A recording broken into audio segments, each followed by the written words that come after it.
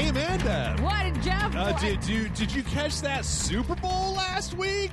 I can't believe all the sports goals. They were doing all the things. Yeah. I saw the team went that away, Yep. and then the other team went the other way. It was my favorite part. Okay, this joke was old a long time ago. No, honestly, my least favorite thing in the world is the sports ball thing. Yeah. Oh, you guys like that sports ball? You come with another another crappy thing that's like, I don't know what sports are. Yeah. I'm just a nerd. I mean, I actually really enjoy football. I just don't enjoy watching the Patriots in every single Super Bowl. So. Okay. Fair enough. Well, hey, everybody. Welcome to the Rage Select Podcast. Here at Rage Select, I'm Jeff. I'm Amanda. And before we start, we have a lot to get through this week because I tell you what, the Super Bowl may not have been interesting, but hey, we got some movie trailers. Yeah, we did. We'll get into that in just a second. Hang on. But before we start, I did want to, very briefly, this is a weird thing. If I'm a little off this week, I apologize. I got some real shitty news that I'm not going to go into about a person that none of you know. Yeah. And it's just kind of thrown me off a little bit. I'm still kind of messing with it. So, I feel like I need to get in touch with Matt because I was kind of mean to him on Shadow of the Colossus. What did you do to that poor sweet boy? I was not having it that day. But yeah, so I'm trying to kind of get my house back in order a little bit. Yeah. So if I'm a little bit less cheery than usual, that's the reason. But I'm a firm believer that when there's bad stuff going on in your life, you need to take some time to just have some fun and like not think about it. You can think about it a lot, but you need to take a little bit of time to not think about it. Otherwise, you'll just get destroyed. Go crazy. So It'll eat you alive. that's true. So we have.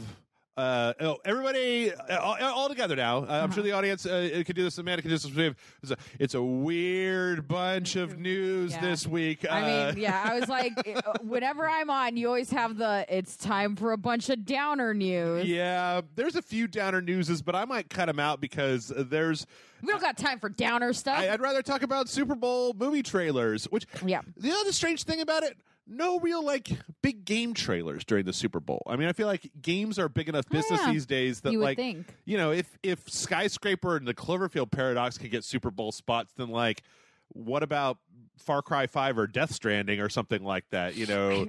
I mean, after watching the Far Cry 5 trailer, might not be the right audience for the NFL We'll crowd. come back to that in a few minutes. But before we get into any of the rest of the trailers, we're going to do a kind of a weird thing today. So, Amanda... Yes. Full respect. Amanda is embargoed on Star Wars. Yeah. And there was a big Solo trailer, the first Solo, the movie trailer. Yes. So I'm going to go record first impressions with somebody else, TBD. So we're going to put that in, and then we're going to be right back to talk about everything besides that in just a second. Chris, I am torn. How so? I'm like Natalie Imbruglia over here. I am torn about this Solo trailer. Why?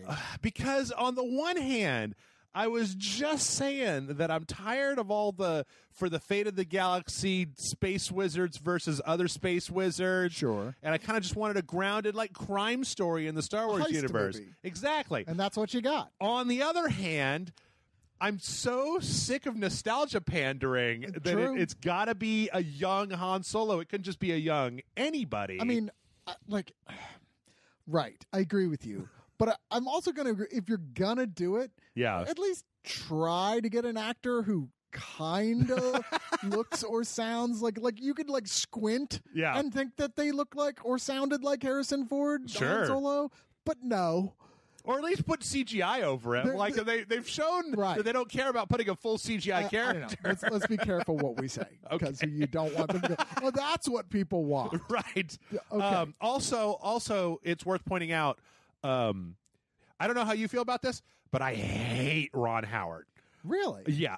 Even Apollo 13? Okay, no, but that's the thing is that his good movies are way in the past. The last movie that he made that I cared about was Frost Nixon, and that was about some really legitimately interesting... That was a great movie. ...subject matter. But, like, he made a Vince Vaughn and Paul Blart movie, like, What? 2 years ago, directed. Like, I looked up his filmography, and there's like 5 movies that he's directed over the last bunch of years. Da Vinci Code sequels. Yeah. For some reason, he's like all about those Da Vinci Code movies. I'm just like, stop it. Nobody likes the Da Vinci Code movies. I guess it's just for me. I really honestly hope that I'm wrong, because I want this. I want a good Star Wars movie that doesn't have anything to do with a Death Star.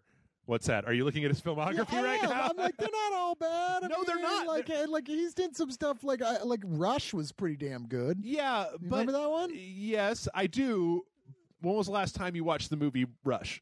Okay, just the once. To be fair, yes, indeed, just the once. He's just a very safe director. Cinderella Man. Yeah, I actually didn't watch that. That's a good movie. But the thing is, I think he's a very safe director, and I think I would have rather seen like somebody. I don't know, Phil Lord and Chris Miller, maybe. That would have been. Yeah, were they the ones that were? They were the ones who were fired? Did direct it until they were fired.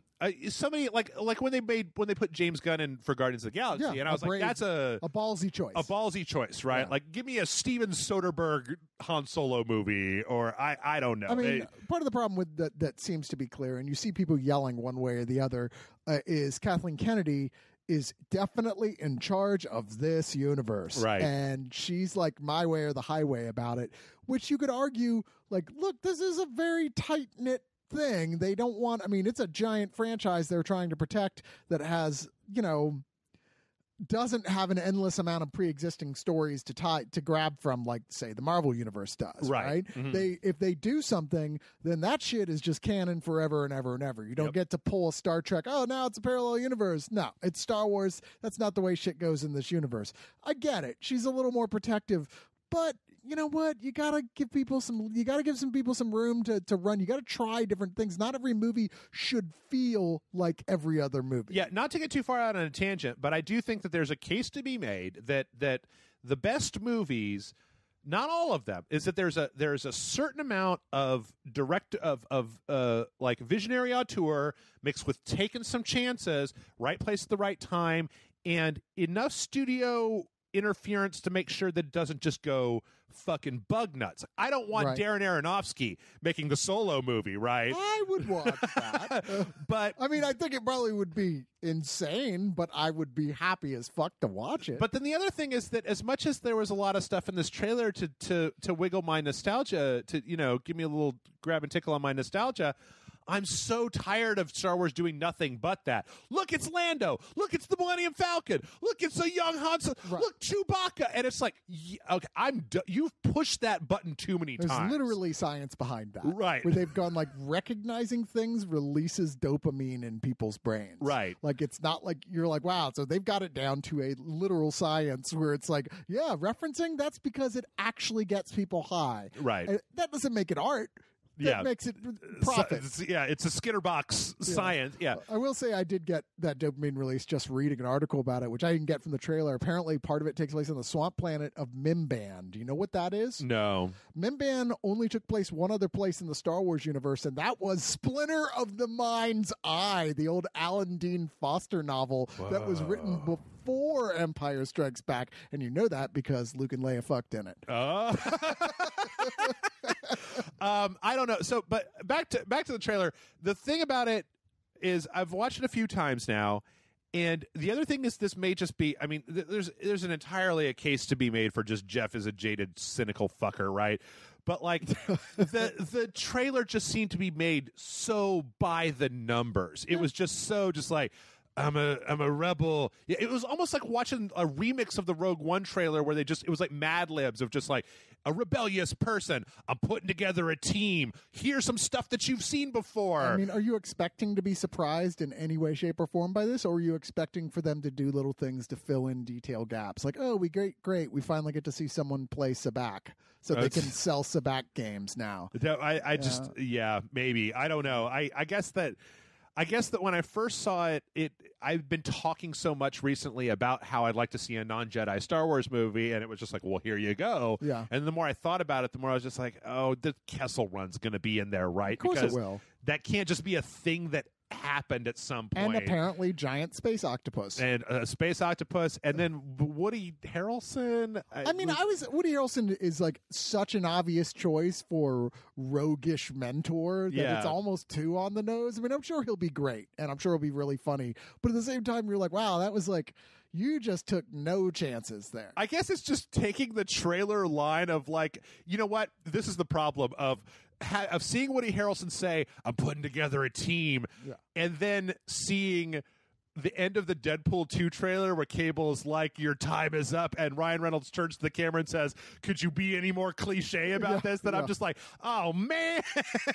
By the way, on that Deadpool trailer, did you know that scene where he's sitting next to his elderly roommate? Yes. The shirt he's wearing is the shirt that Chunk wears in the Goonies. I did not know that. I did not know that. Just thought I'd throw that out there. Anyway, I don't know. I thought it was an okay trailer. The problem is that recently there's been a lot of like last year there were a lot of movies that made really good trailers that ended up being kind of a letdown for me when I went to go see them. Trailers lie. Ron Howard is just not the guy that I expect to make this a really again super safe choice. It's very too safe for my blood. Like I'd almost I don't know. The guy rubs me the wrong way. And you're right when I don't see a lot of Han Solo in the what I saw in that trailer of the mannerisms and the way that the kid was acting. No, not at all. I mean, I think everyone has said it already. This just makes you want to see a Lando movie, not a Solo movie. Exactly, It's like I'm much more interested in Donald Glover as Lando Calrissian. For one thing, we just know so little about him, ultimately, that everyone's like, yeah, why don't we learn some more about that guy? Yep, absolutely. And it seems weird that Disney, which, I feel like the departments of Disney have almost nothing to do with each other in communication because they couldn't be running the Marvel universe and the Star Wars universe any more differently. Yeah. In the way that they're controlled. And as well, Marvel's like, yeah, people want to see movies with like an all-black cast and a lot more African-American people. And Star Wars is like, what? No, of course not. Yeah. I don't know. We'll see. I'm sure there's going to be 3 more trailers before the movie comes out and a bunch of stuff. I could just say that I'm starting to get to a point. I feel like that Hollywood has gotten to a point where they're putting this stuff together so by the numbers that this trailer, while it's technically exciting on paper, I wasn't exactly jumping out of my chair because it also felt very manipulative about look at the look here. The stuff you liked was the stuff that set off that dopamine recognition rush. Right. You're like, oh, look, it's the scene with the shot that everyone has posted. It's Donald Glover as Lando. I've seen everyone I know has posted that photo. Yeah. It's like, I feel it now. I'm ready, baby. It feels like this is just going to be yet more Star Wars cotton candy without any real depth to it, Nick, because people have already said, hey, we don't want depth. Yeah, we didn't like that movie and tried to do some That's a whole other story. We didn't like that movie that took chances. No. We're not going down that rabbit hole again. Okay, well, thanks, Chris. I needed somebody to talk about this trailer with. You were the perfect person. Right. Check out Chris over at oneofus.net, everybody. And now back to the podcast. Wow, what an amazing hot take I had. I agree with all those opinions. Both of them. I don't know who else you were talking to, but it's true. All good. So anyway, back to the rest, because you were only, for a while there, you were no trailers. Right. So the lesson here was I went no trailers and then went to go watch Star Wars, the movie. And then I got all the trailers at Star Wars, the movie. And I was like, I have to just avoid a single franchise because I can't avoid all franchises simultaneously. You could just go to the movie theater with like a I don't know, just put some earplugs and I'm gonna go with a Verve or something, just like on. Yeah, a Verve. Verve? The Vive? Yeah. Oh. Why did I say Verve? I was like, I've been on a lot of crack today. Oh, okay, good. That's good. I've drank way too much coffee. So, all right. Well, before we get into the rest of the trailers, it's better than any of the trailers from the Super Bowl. Deadpool 2 new trailer that came out today. Yes, it did. This. Boy, Amanda, I really hope that they don't Kingsman this shit up. Because this is so promising. Starting with Cable and then making a joke out of it, doing the toys, breaking the fourth wall. I really hope that this isn't a case where like they fought and they made that first Deadpool movie, just cashing in all their favors to make it. Then it was successful, and then it's not a thing now where the studio's like, well, now that it's successful, we need to come in and make sure that you're doing it the right way for the sequel. Because, oh boy, have you ever met anybody who didn't like the first Deadpool movie? Yes. Really? Yeah. What were their complaints? It's just vulgar or like just didn't. They're very like what's it called?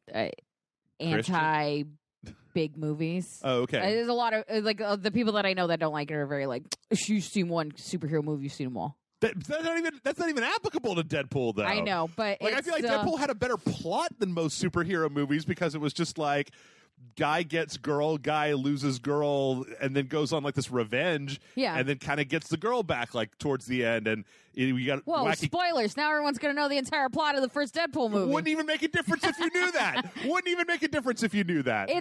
Like it was such a charming movie that was structured well with like starting and then flashing back and then doing that thing. Like I'll tell you what. If it hadn't been a Deadpool movie, I would have watched a movie that was just about Wade Wilson and Monica Baccarin's character hooking up. Yeah. Like that first part was such a good kind of like, I don't know, Fight Clubby punk rock love story thing. Like where he's just like a hitman and she's, you know, a cocktail waitress and they're getting together and a hooker. Yeah. And they're getting together. Like, that would have been fine. But then the rest of it was, I don't know, it was great. Just like solid jokes. I really love Deadpool. Yeah. The more superhero movies I see, the more I'm just like, man, just a story with some jokes and and not just like just some jokes, but like straight up breaking the fourth wall, straight up real humor. Yeah. I think there's some of the superhero movies' sense of humor is a little Big Bangy. What does that mean? Like Big Bang Theory, where they kind of referential? A little, or just like they say a thing so you'll laugh, but it's not necessarily funny. Yeah. I'd give an example, but it doesn't. It doesn't really matter. Like any Marvel joke, really. Well, I guess that's the thing is that the Marvel movies seem to have the same line of humor running through them. Right. Like they all seem to be Robert Downey Jr., Iron Man, kind of. Yeah. Quick talking, you know, kind of stuff. Like none of them seem to have. They all seem to be like, oh, it's smart humor, right? Or it's like very wry. None of it is just like goofy dumbness, except for maybe. You haven't seen Thor Ragnarok yet? It's not out on video yet. No. There's one character in there, and I feel like that's because of the.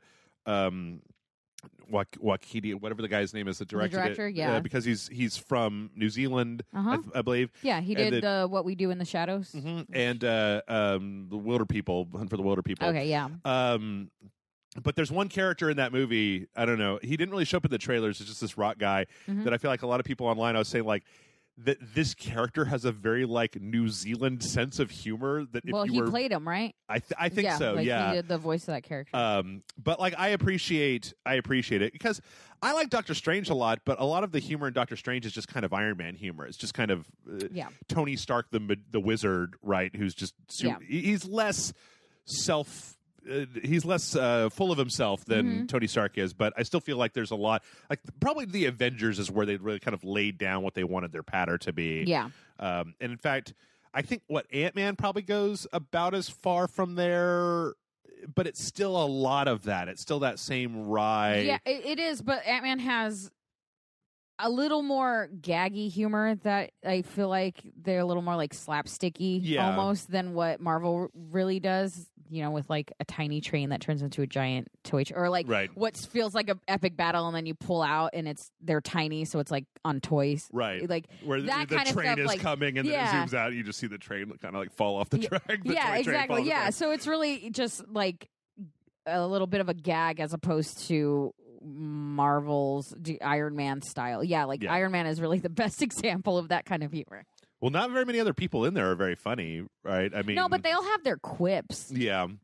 It is very quippy. That's what I don't like is that like you could get a bunch of people who have different sense of humor in a room and everyone can enjoy it, but instead Marvel likes the idea of everyone having the exact same sense of humor, so they're all the same kind of quippy. Yeah. Which is I feel like that's a Whedonism.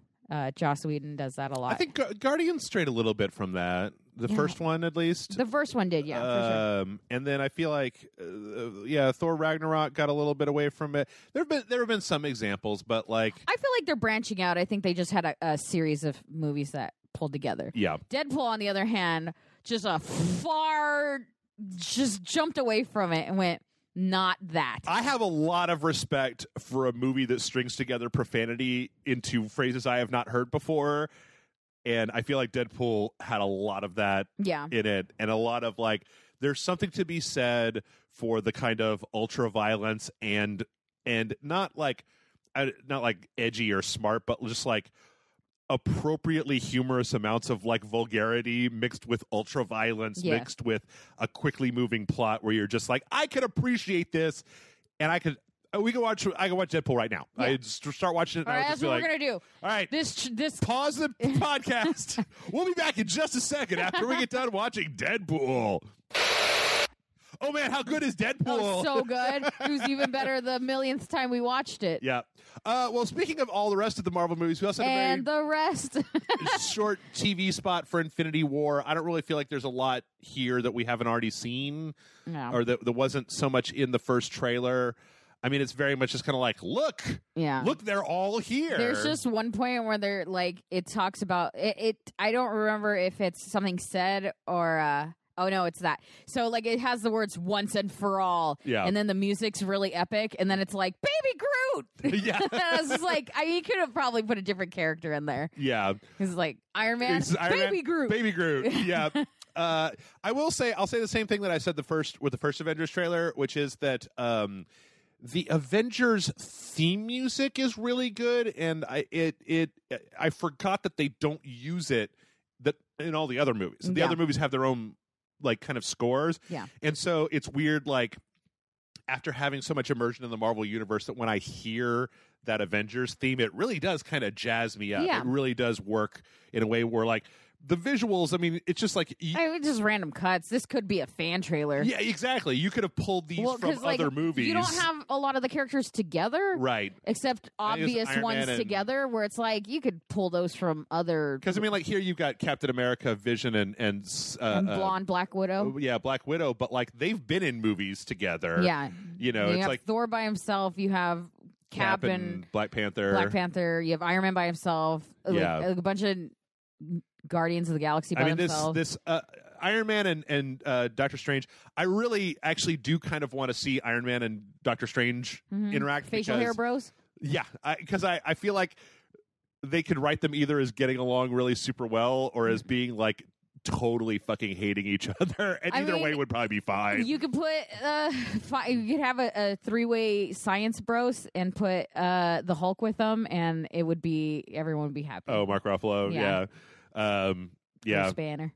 I was just trying to think of like, let's see, if you got Star-Lord and Tony Stark and Ant-Man and like just the snark off of the century. Yeah, no way.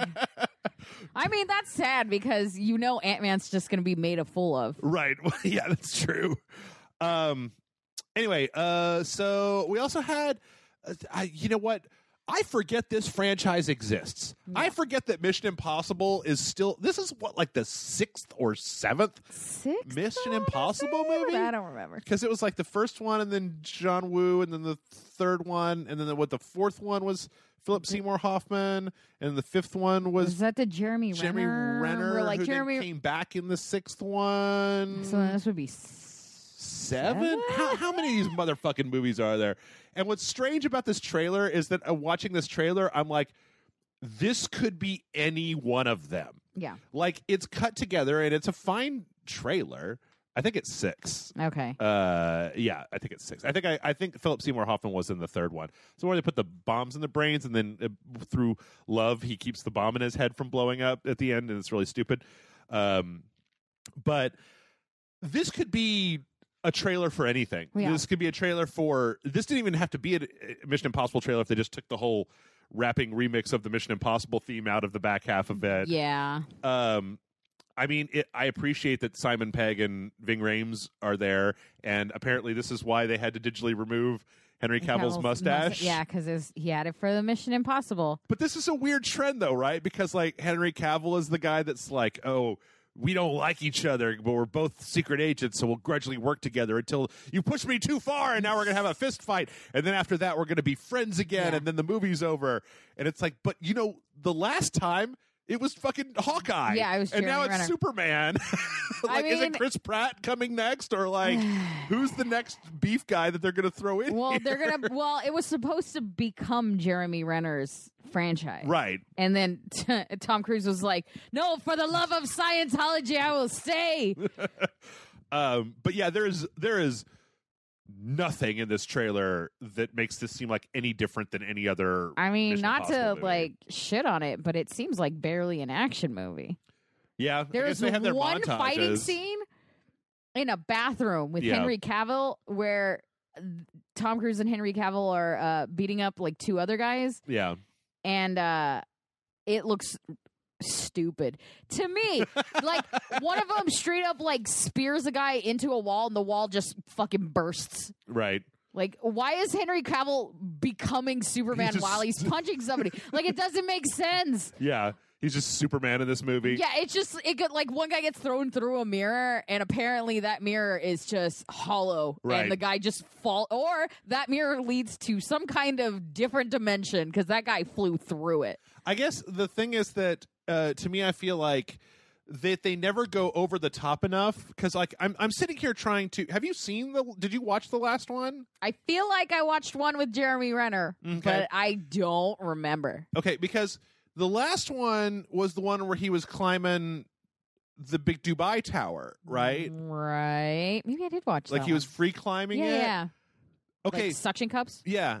But like, and there was like a sandstorm that he was running away from at one point because Tom Cruise got to run away from stuff, right? Yeah, with his dagger hands. Who was the bad guy? What were they trying to do? And what was the IMF team trying to stop? For freedom. Because I feel like there's a part of my brain that wants to say, well, they were disavowed by the IMF, and that's why they had to go rogue. Didn't that happen in the first one? I think that happened in the fourth. What? I don't know. That's because in the first one where they were like trying to frame him for like the murder of all his other team, and they maybe I feel like he's always rogue. Like he's always rogue. Okay, Rogue Nation. Let's see. Because, okay, Mission Impossible Rogue Nation, after intercepting nerve gas, Director Hunley testify, and then they say they're destructive, and then they have the IMF disbanded and absorbed into the CIA, which is where Bradley Cooper comes from, I think. Jeremy Renner. Whatever. You seen one, you seen them all. And then it's like, they're framed? Who fucking like I can't. Rebecca Ferguson, Alec Baldwin. Alec Baldwin's in other ones. I thought this was the first one he was in. No, he's the guy that like disbanded them and then tried to put them in the CIA, and then he was proven wrong. But then what happened in Ghost Protocol? This one is Jeremy Renner in it too. Yeah, he's in two of them. He's killed in Budapest. I don't care. It's like, look, starting to feel like I was killed in Budapest. Right. It seems fine. It doesn't seem like. I mean, if you're a fan of the franchise, I imagine this is just another one to watch. Yeah, exactly. That's about it. I don't know what to tell you. Toasted as this trailer. So yeah. And last but not least, if you want a forgettable movie, Dwayne "The Rock" Johnson has you covered in Skyscraper. So he works for the Skyscraper Corporation that made the biggest skyscraper. It's called the Pearl. And then he's like a security for the building. Like this trailer barely makes any sense because like there's a point where he's obviously been hired by the people who own this building to like assess it for security, and the guy is like, with all due respect, this guy's just a glorified security guard. But at the beginning of the movie, they show he was an FBI agent. He like kicks in like a special ops marine or something, right? Like he lost his leg and he like kicked in. He's like, I'm a goddamn war hero, sir. And then as you pointed out, the most ridiculous thing happens where he basically is just like, oh yeah, well this tower is really dangerous and bad things could happen. but what do I know? I'm just a security. Yeah, he didn't say. So normally that would be the kind of thing where he should say overly technical stuff, where he should be like, well, actually, if you notice that you're using these beams on the outside, and anyone could do this on it, and you could do like he should be getting like way too in-depth and technical for something like a normal person would understand, and then be like, but what do I know? I'm just a glorified security guard. But instead he's like, your building's not safe, bitch, and like walks out like he said something cool, but it wasn't anything worth like it's Also Neve Campbell, God, she's pretty. She's how old is Neve Campbell? She's like, I mean, I don't know, younger than 40, The Rock. 50. Anyway, so as a shock to nobody, apparently there's going to be some kind of diehard mercenaries take his family. He's got to go and do a thing. I'm sorry, was this tower called the Nakatomi Tower? Neve Campbell's 44. Yeah, okay. Still a babe, though. Yeah. And then it's like there's this really dumb scene at the very end where he goes jumping off of this girder, and like no matter what world you live in, unless he grabs onto a rope from a helicopter midway through to do a second swing, maybe he's gonna die. Hear me out. Okay. He has one leg and he has a prosthetic leg. Wee. So I'm thinking, like you're. No, I'm tracing arcs on the screen. I played a lot of Kerbal Space Program, Amanda. I know how gravity works. He said there's 241 floors. Yes. So that arc doesn't have to be a straight. He doesn't have to jump a straight line. Yeah, but the problem is that you can already see him going down. Hear me out. He doesn't. What if they put an explosion behind him, and this was just the trailer? But when we watch the movie, there's an explosion, so you could assume. What if there's a double jump? What if he got the double jump power up? What if his prosthetic leg has a jetpack? There you go. Now you're talking. Oh, poor I will The say, Rock. As many nice things as I can about this. Okay. It looks better than Rampage. You and Matt need to have a Skyscraper versus Rampage debate. Did he like the trailer for Rampage? Matt Frank is all in on Rampage. Oh, my God. Can me and Matt Frank review that movie? You can do whatever you want. Put it right here on the website. Oh, on Rage? Yeah, sure. I don't come on. care. Whatever. What am I going to put it on my YouTube channel? You know that's for my porn, Jeff. Okay, sorry. Unless me and Matt are naked talking about Rampage and Skyscraper, it's not going to work. Sorry. God. It looks like maybe dumb fun. I feel like somebody should. I feel like if The Rock just went. The Rock's in such a weird place because, like, you got like Rampage, you got this, you got the Fast and the Furious movies. Like, guy gets work, and the trailer for this, they spent money on it. Like, they clearly spent money on a lot of this. There's like straight up graphics. Yeah, and a fucking prosthetic. I understand the idea behind that, but I don't understand 100% the reasoning of having a prosthetic.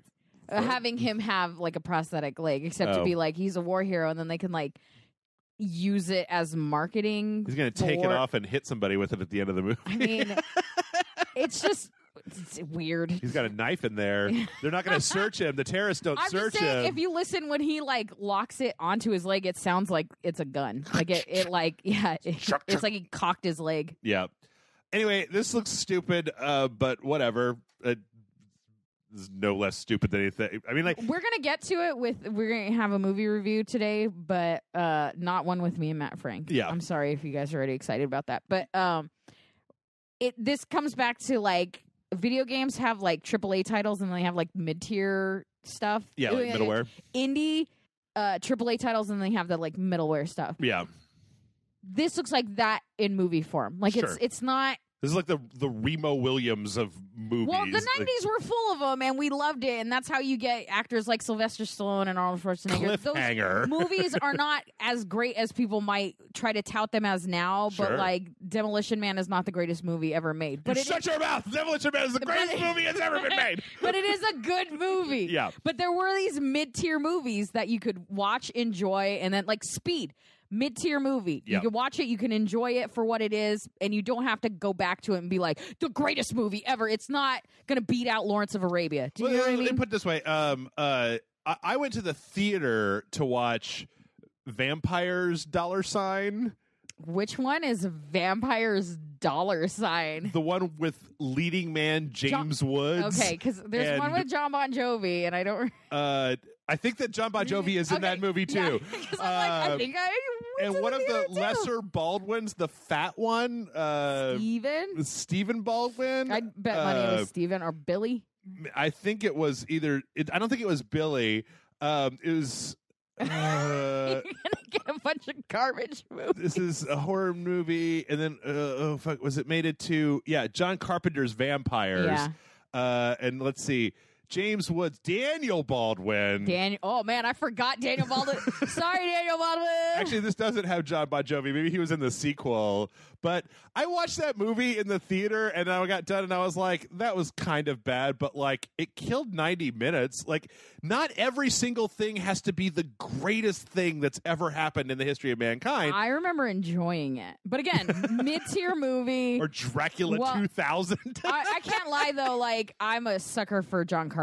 Sure. So John Carpenter's blah, blah, blah. Sure, I'll watch it. Ghosts of Mars? Yeah. Yeah, let's do that. Anyway, let's save it for that. Because we've actually got a fair amount of this video game news to jump through. So let's start by getting away from Marvel movies and going to Marvel video games. Finally. So for a while now, Marvel has teamed up with Crystal Dynamics to make an Avengers video game. Okay. We've gotten a little bit of information about it. They poached one of the people from Naughty Dog and somebody from some other company that was famous. It seems like there's a fair amount of people working on this. Okay. I personally have an interest because I feel like the entire Marvel universe has been the biggest waste of video game tie-in properties ever. Yeah. And given the fact that the movies are plotted so far in advance, it's like they could have started making a Black Panther game 2 years ago and then put the money in to get a good tie-in game. Anyway, some people disagree with me about that. Whatevskis.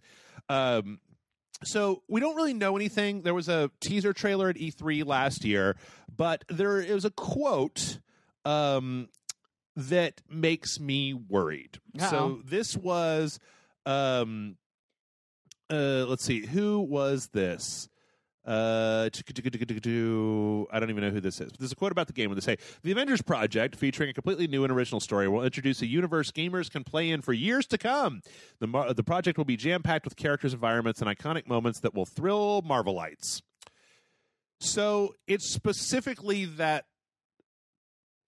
for years to come could mean a few things. It could mean that they're trying to establish a video game universe that they can make multiple titles in, or it could mean that that they're saying that in like a Destiny way of like this is an online open-ended because like technically that Marvel Heroes, I think it was the Diablo like kind of little clicker game, or not clicker game, but like a CRPG or ARPG where you could.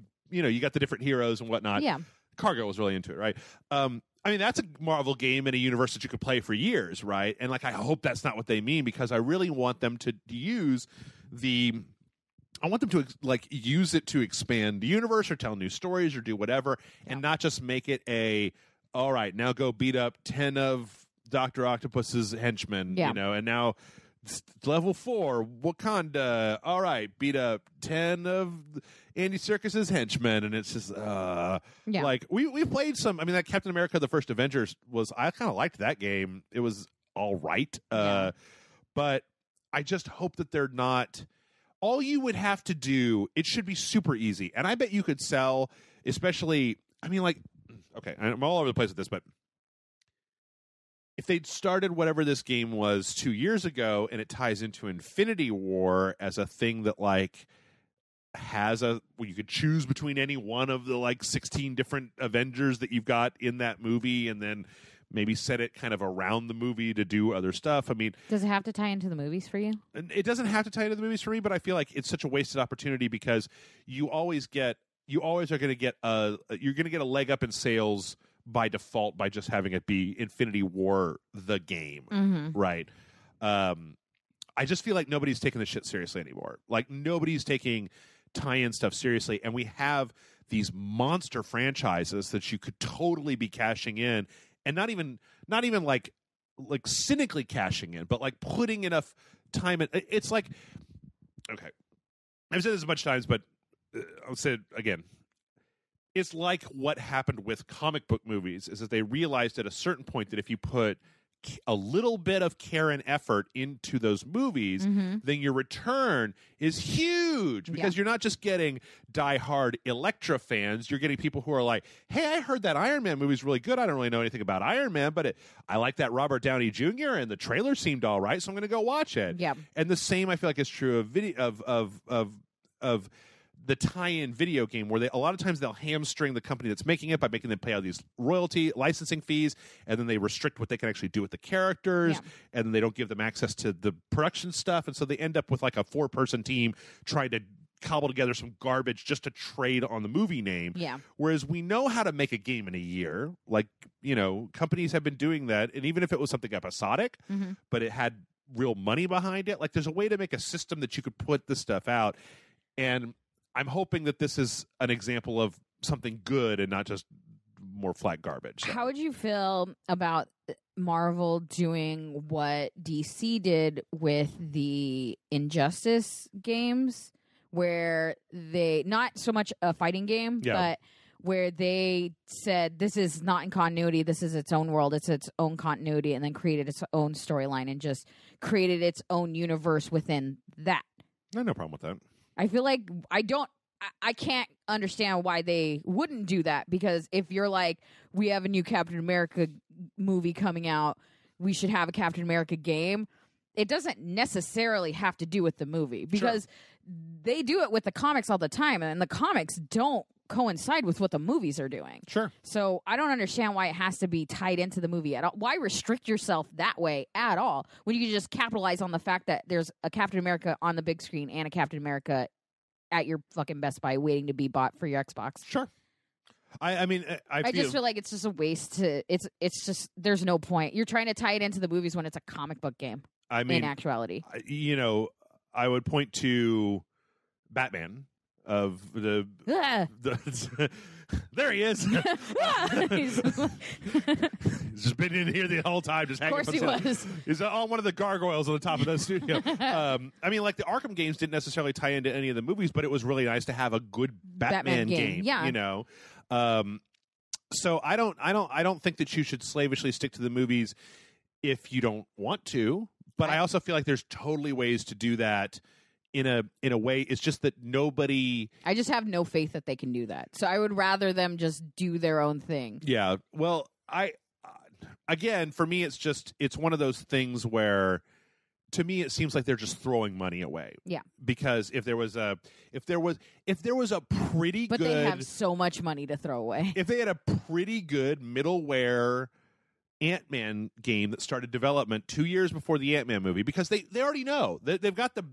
They got the roadmap, right? They're already in production with all these bullshit. Yeah. Okay, there's going to be a Doctor Strange 2, right? So now put together a team, find some people, find 1 or 2 people in the industry, and start making yourself a Doctor Strange game. Like, look at the script and see what you can do, not with that script, but around it, like between the first and second movie. Stephen Strange went out and he did this thing, and it doesn't break continuity, and it's just not doing the thing. But Surgeon Simulator. He looks like... That's the most brilliant thing I've ever heard. All right, it's done. Amanda won it. She won it. We're good to go. Surgery simulator with Doctor Strange. Because his hands are all fucked up, right? So he can't do it. He's trying. That's what I damn it! I can't do it. I think you've got to hold down the buttons to make his hands into the little Doctor Strange hands. Oh man, I'm a genius. That's right. That was for free, Marvel. Yep. Follow up. I Am Bread, but it's an Ant-Man game. Dude. Yep. I'm totally down for that. Anyway, I hope it's good, and I really hope... I don't think it's gonna be. I don't think it's gonna be either, but you know what? The team that made Rocksteady, the team that made Arkham Asylum, they were not a very good video game company. Like, I didn't like the games they made before Arkham Asylum, and then suddenly it was like, they did it, and it was good. So, I don't know. Crystal Dynamics is also not exactly the greatest video game developer of all time, but who knows? This might be the one. Yep. All right. Let's see. This next section I'd like to call The hodgepodge. Nick Hodges? The fried rice of video game news. That sounds delicious. It's got a bunch of stuff in it. So we're going to go through this relatively quickly. Lightning round hodgepodge. German authorities are considering like straight up banning loot boxes in Germany. Interesting. Didn't they already consider loot boxes gambling? Yes. Or that's the big debate there. So the EU generally is a little bit more, is not as sway. Okay, I could be totally wrong about this, and people from Europe can tell me, but from my impression about reading about this, and there was a story about Belgium, and there was another story just about like an EU panel that was looking at this, is that the EU is less impressed with the idea of just like, well, free market. They're like, protect children. Yeah. Like, I don't want children to be gambling. And I don't give a fuck if like your free market says, well, if they don't want to gamble, then that's their responsibility. So this is just also something that they're looking at right now. But I find it interesting, and I keep bringing this up because it's definitely kind of the one of the things of our age, right? Is I find it very, very interesting that this is the thing. Yeah. That this is the moment. Not microtransactions, because microtransactions where you just, or you could literally like buy credits in a game to upgrade stuff. Like Deus Ex Human Revolution, you could buy the upgrade points. In a single player game, you could buy the upgrade points just to max out your character and break the video game because I don't want to have fun. I got to work in the morning. I just need to beat it. I just need to beat this game as fast as I can. Just watch Let's Play somebody beating the game, then save yourself $60, brah. Yeah. Anyway, season passes of stuff that obviously hasn't been plotted out, or season passes where you buy the season pass and then the company that made the game kind of fucks up and goes under, and so you get like one anemic piece of garbage. Just DLC in general. I still find DLC to be mostly garbage. Like there are good DLCs out there, but the ratio of good DLCs to like Galgun as a $60 piece of DLC to make all the boobs of all the women in the game bigger. Like on top of a $60 game, you could buy another $60. It's just. Dead or Alive gave us that slider for free. I'm just going to throw that out there. Do you know what that slider was labeled? No. Do you know what the slider that controls the amount of boob physics in Dead or Alive? Dead or Alive. Not even just beach volleyball, but just Dead or Alive. Yeah, oh man, I remember. But do you know what it's called? No. Age.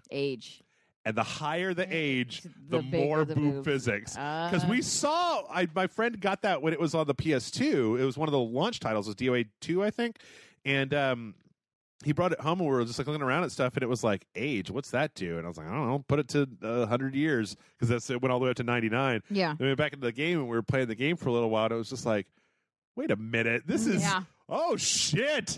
And they move. Yeah. Like on their own. They just have their own physics. Yep. Playing their own game in their little outfits or whatever. The most dangerous game. Yeah.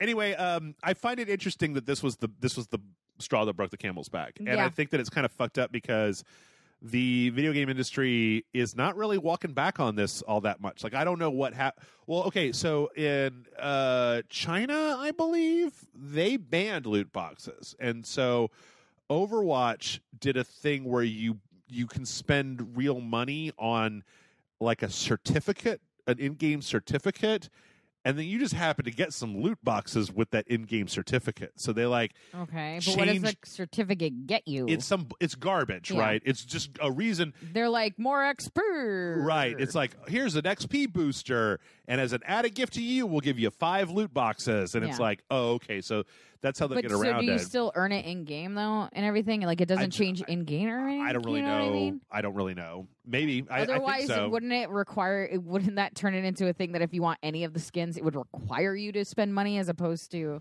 I don't know. All I know is that I think it's good that they're kind of having to take a step and look at this stuff because of all the places, the EU could honestly be like, nah, fuck you, bro. Like they've done stuff before of just edicts, where they're like, I don't care what you do in America. This is not America. You can't do that shit over here. So I respect it. I don't know. It'll be interesting to see this year how many games this year have like really abusive loot box systems in it. I think UFC. Well, I feel like there's such a big backlash lately. People are so like looking at video games under a microscope over as far as like loot box and microtransactions are concerned. That people might be rolling back on it. Maybe it's been good advertisement to say that you don't have microtransactions or loot boxes. Do you know what I mean? Yeah, maybe. I don't know, but I could honestly see it going either way. Speaking of good decisions or bad decisions, no, I got no segue. In Nintendo news, we had a report last week that the Nintendo Switch, in its currently, has sold more units than the Wii U did its entire life. Yeah, no shit. Report this week is that the Switch's library at this point is 3 times bigger than the Wii U's was at this same point. This is all connected. In launch history. Yes. This all means something. But you know what? I brought this up mostly because somebody asked me a long time ago, like Nintendo's problem last cycle was that the Wii U didn't have enough games to make it like an effective platform. Correct. Don't you have that same fear for the Switch? And at the time, this was like a month or two after the Switch came out, and it was like, well, they've been pretty aggressive about releasing stuff, and they've continued to be really aggressive about releasing stuff. And so it's great. I think so too. Let's see. Next up, I can't even remember. Oh, if you want to go to E3, the public passes are going on sale this week. Nice. Let's go. The first 1,000 3-day passes will be $149, and then tickets after that will be $249. Fuck that, dude. It's cheaper to go to Disneyland.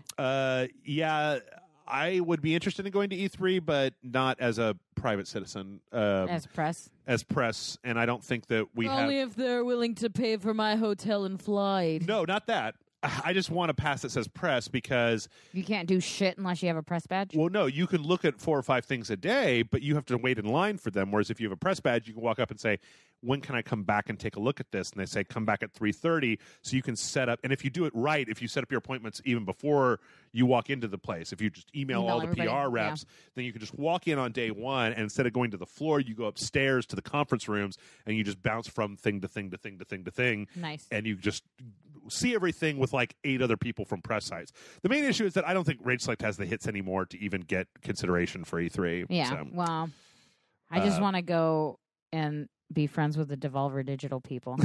I know they're here. They're in Austin. I know they're here. We could go down and try to buy them lunch one day. We should, dude. We should have an entire series of just us trying to romance Devolver Digital. Hey guys, hey, were you on when we took a look at that like retro 80s game that it was like a pixel game, but it had all the references to like old 80s stuff? I think we talked about the trailer for it. Yeah, the trailer? Yeah. That comes out next week. Oh, shit. Yeah. So Devolver Digital, call me. Yeah.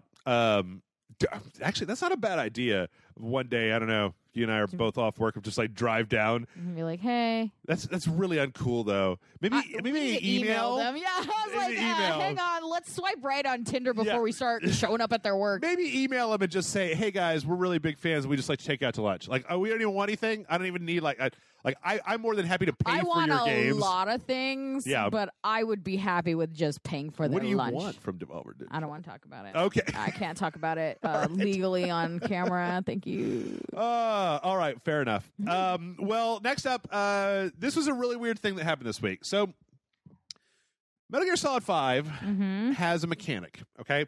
Metal Gear Solid 5 has this mechanic called a forward operating base, where in the game you have a base and your base earns you points and you can research stuff, and then as the game goes on you use it to upgrade your character and get new guns and like call in reinforcements and stuff like that. Yeah. But then if you want to do that even faster, you can establish what they call a forward operating base. And this is like their Dark Souls invasion system, where you make a base and put captured guns and soldiers and stuff on it, and then other people will invade your base and try to steal your resources out of it. Okay. It's a fucking terrible system, and I hate it so much because I don't want to do that, whatever. Yeah. But part of this was there was a meta plot going on where you could build nuclear weapons as a deterrent, and then the other side could disarm nuclear weapons, and that was moving towards a goal. There was a secret ending cinematic in the game that would only happen if everybody in the world banded together to disarm all of the nukes that other players had built. Now, on the PC, this has been going on for a while, and there's actually subreddits where people are getting together and trying to do this. The problem is that the people on the other side are hacking nukes in faster than the people can disarm them. Yeah. So it seemed like nothing was going to happen. Well, let's see. What day? Was it like Sunday or Monday of this week? On the year of our Lord, February 5th. Yep. Suddenly on the PC, people logged in and the disarmament ending just played for them. Huh. And Konami's like, we don't have any idea why, because y'all didn't do it. It's like, enjoy your fake celebration, guys. World has been rid of every last nuclear blah, this blah, just blah. goes on. It's basically just this guy talking and yapping about how all the nukes have been disarmed. Like they're like, shit. And then after he's done, he's like, but they could always build more, so we got to be vigilant. And it's just like, oh, Jesus. I'd like to think, though, that before Kojima left, he was like, tap, tap, tap, tap, tap, tap, tap, enter. And then, like, after he left, that later there was just going to randomly be a bit that flipped on Konami's servers and was going to release this ending. That would be amazing. Just like, go to hell. So that's weird. Yeah. Even though... Good for you guys for not, ridding the world of nuclear weapons. That's a weird zoom. It's the whole cutscene is weird because it's like being shot from a handy cam that somebody. Yeah, it's like there's like a child standing next to them. Yeah, like with a camcorder looking at them. Yeah. Also, it almost looks like a screen test for all the characters. What? The character Quiet with the lingerie sniper is there, and I don't think she should be there. I mean, I guess there's a way that you can keep her from leaving your game. I don't know. It's weird. Anyway. Hey, there's a puppy. Yep. That's probably D-Dog. That's a bad name for a dog. Yeah.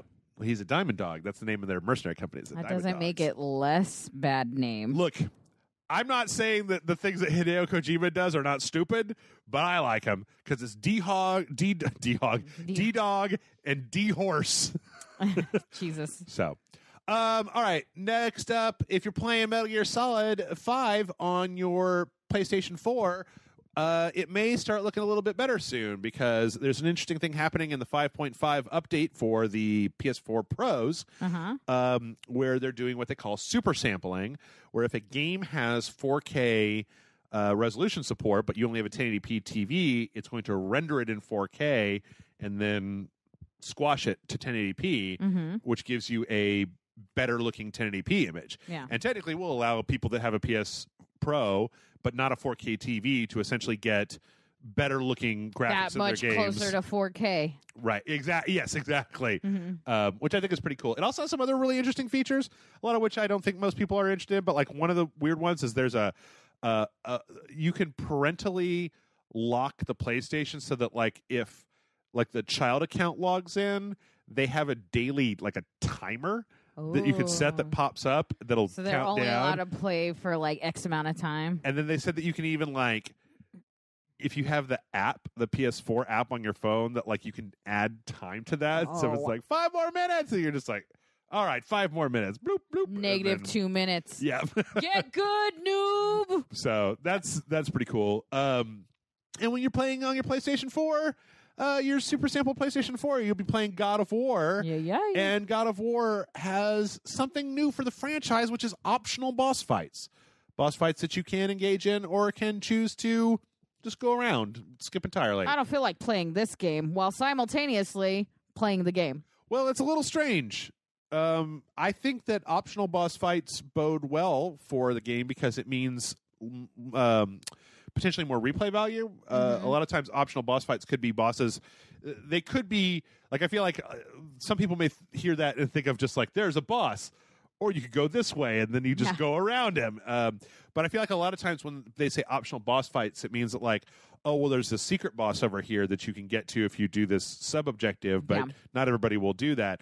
I think, to me, it seems to indicate that there's going to be more depth to the game than just your typical. I mean, because like you couldn't skip a boss in God of War 1, 2, 3, or wait, this is 4, right? Yes. Yes. Yes. But I don't know. It seems like it's going to be pretty cool. Yeah. I wonder if it'd be like a dialogue based thing. Maybe. I mean, you're talking to a god, and your options are like, "You're right," or "Fuck you," and then you go "Fuck you," and then you try to stab him, and then he tries to start fighting you. And fuck me, fuck you. I don't know why that boss is Joe Pesci. It's a little strange. The way it works sometimes, So, yeah. Also, apparently, this had been previously reported that there's no jump button in God of War anymore. Yeah. Good Lord, Jeff. We weren't even talking about it. It was nowhere near your brain. Oh, it was 100%. Your brain is always there. No, there's optional bosses in that game. And God of War kind of reminds me of it with the way that it looks. Anyway. So funny. I'm looking forward to the new God of War. I think it looks pretty cool. All right, so now we've got just the teeniest little bit of kind of. Oh fuck! Never mind. There's some downer news, but I'm going to cut it out. Skipping the downer news. Yep. Let's talk about some trailers. Yeah. Far Cry 5 has a new story trailer. Boy, howdy! I know that people have said this before, but like, I don't know. This game is like. I don't know if we need this game right now where you're driving around killing a bunch of middle America religious fundamentalists. Yeah, but it does seem kind of fun and interesting. I mean, they're bad dudes, obviously, but I mean, damn. Yeah, I know. God damn. Yeah. Is this going to come out the same time as that first Purge movie? Oh, I can't wait to see that. I love The Purge. I actually hate the first Purge movie. I haven't seen any of them. I feel like they get better and better as time goes on. Yeah, I've heard that. But I don't know. This story trailer isn't telling us a lot any more than we've really already known outside of unless you want to like listen to the. I feel like religious wackadoo main character. Yeah, go on and on. I mean, I feel like it tells you exactly what you need to know, and really, I want to play it. It seems pretty cool. I mean, like, into it. There's a pet bear. We haven't seen that pet bear before. It's got a collar. It's got a giant collar. Where do you get a bear collar from? The bear store? Bear Grills? And we've already seen the Combine and a bunch of other stuff. But hey, you know what? It looks good. I'm into it. The only thing I wonder is, Ubisoft can cut a trailer. So far, the Far Cry games have been pretty decent.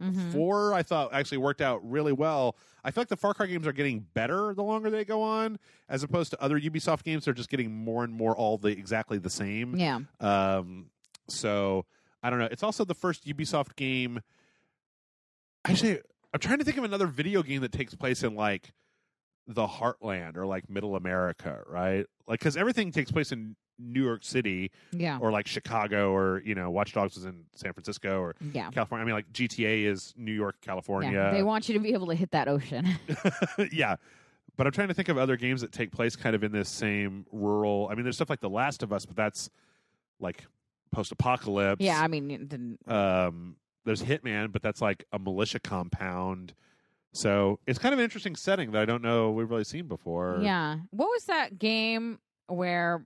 It's like almost like I don't even remember the name of the movie. But we're in war, but we lose to like North Korea or something. Homefront. Where did that take place? Outskirts of Seattle. Is that what it was? Okay. Maybe. Man, Homefront 2 came out. Was that last year? No, it was the year before. That game was unplayable. It was so bad. I mean, like, usually there's like... Oh, I'm sorry. You made me play Sexy Serial Killer, so... At least Sexy Serial Killer was short. Yeah. Homefront, the Revolution... At least the boobs were big. Did you see the person that posted the end of what happens when you beat it? Somebody posted it? Oh, man. I haven't double-checked. I gotta go back. Speaking of Far Cry 3 is getting remastered and put on the PS4. Not in any real serious way. It just looks like an up-res of the PC version. Do you know the definition of insanity, Jen? It's using the same quote over and over again and expecting to sound smart. Yeah, it's playing the same game over and over again. Yeah. Far Cry 3 does have some interesting stuff because, like, your character gets these magical tattoos that give you all your skills. Nice.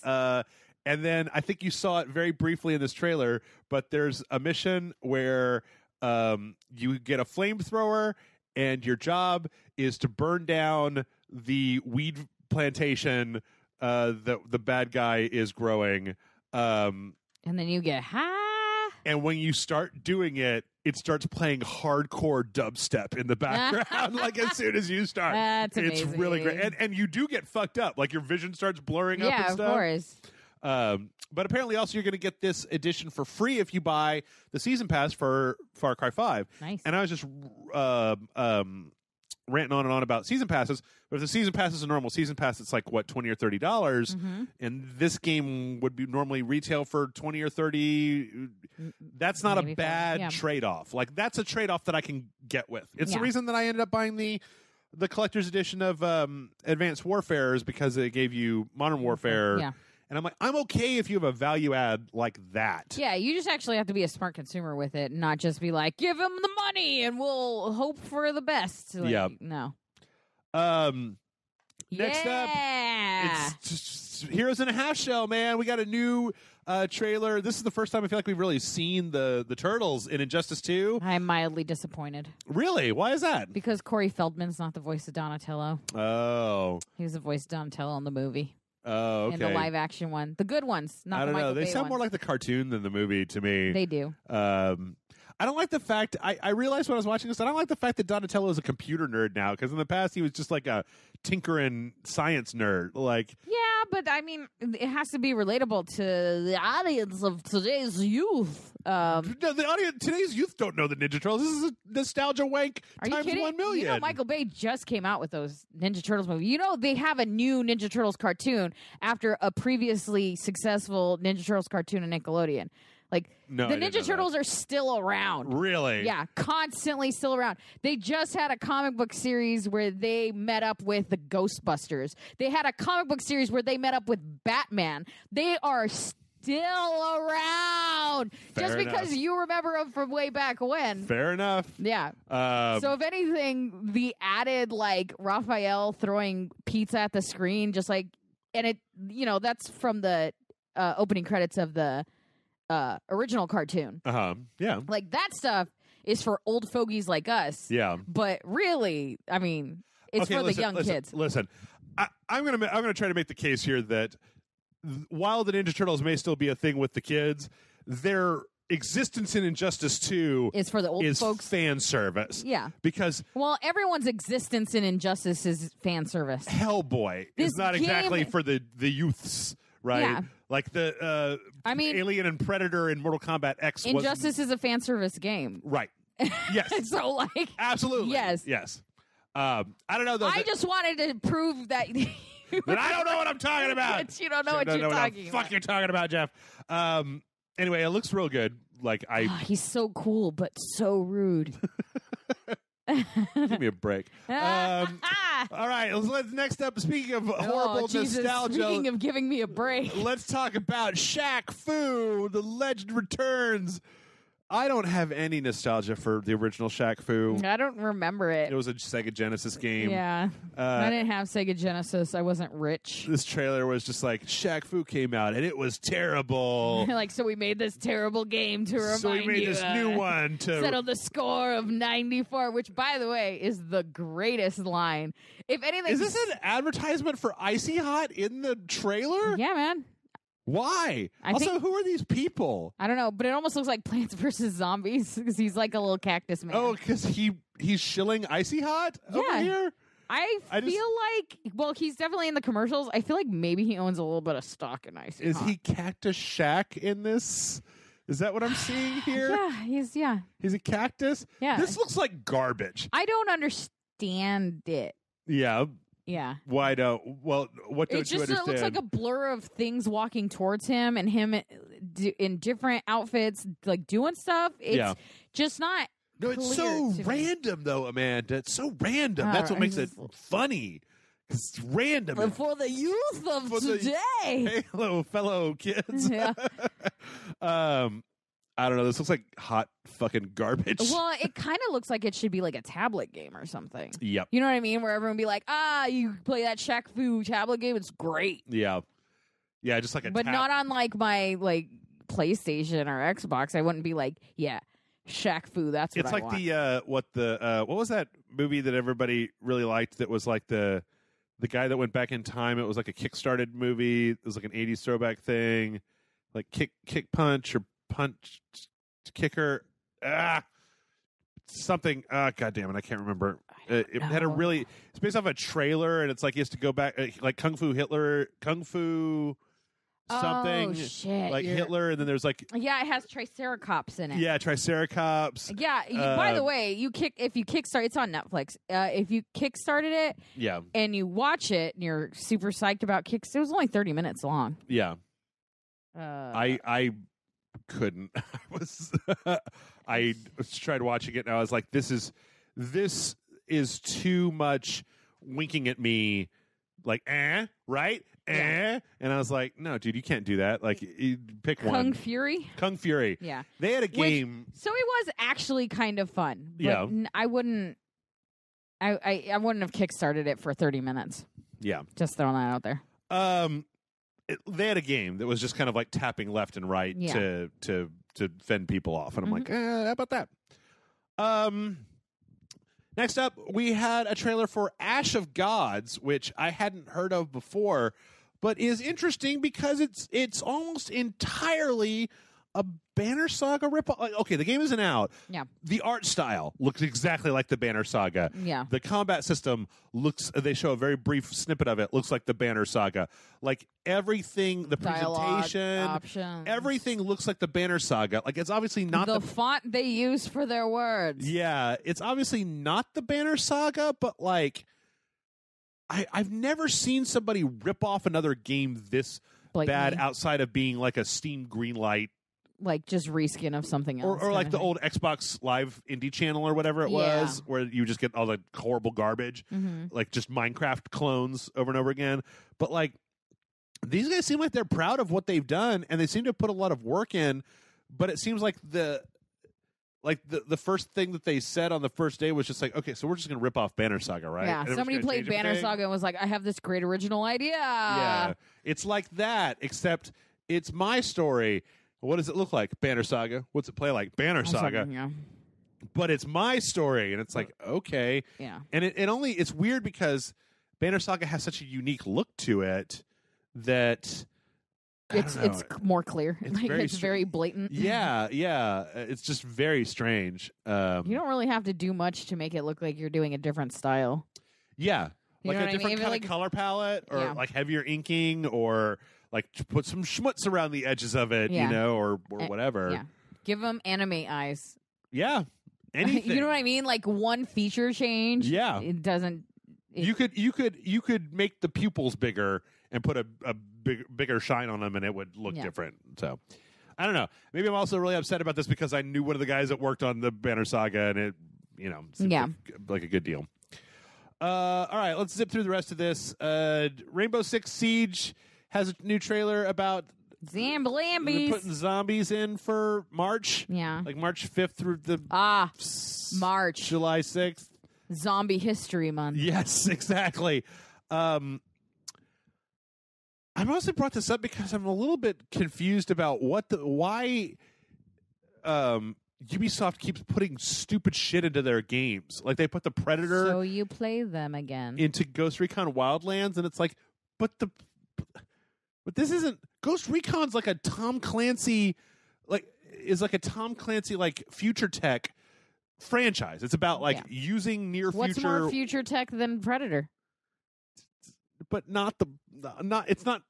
there's not unicorns in the game. It's like anyway. The Predator is not a unicorn. Anyway, if anything, man is the unicorn to the Predator. Here's another Tom Clancy game. Rainbow Six is about like shooting terrorists. Zombies are terrorizing people, Jeff. No. All I know is that if you can't keep your fucking game going without doing the sensational thing, shoving a zombie mode in your game to me is jumping the shark. Yeah. Even though like Overwatch, it kind of worked because that was more of a horde mode, but this just seems like there's nothing even about the zombies. It's just like, there's been an outbreak. Overwatch doesn't have a zombie mode. This is a Halloween did, right? Yeah, they're robots.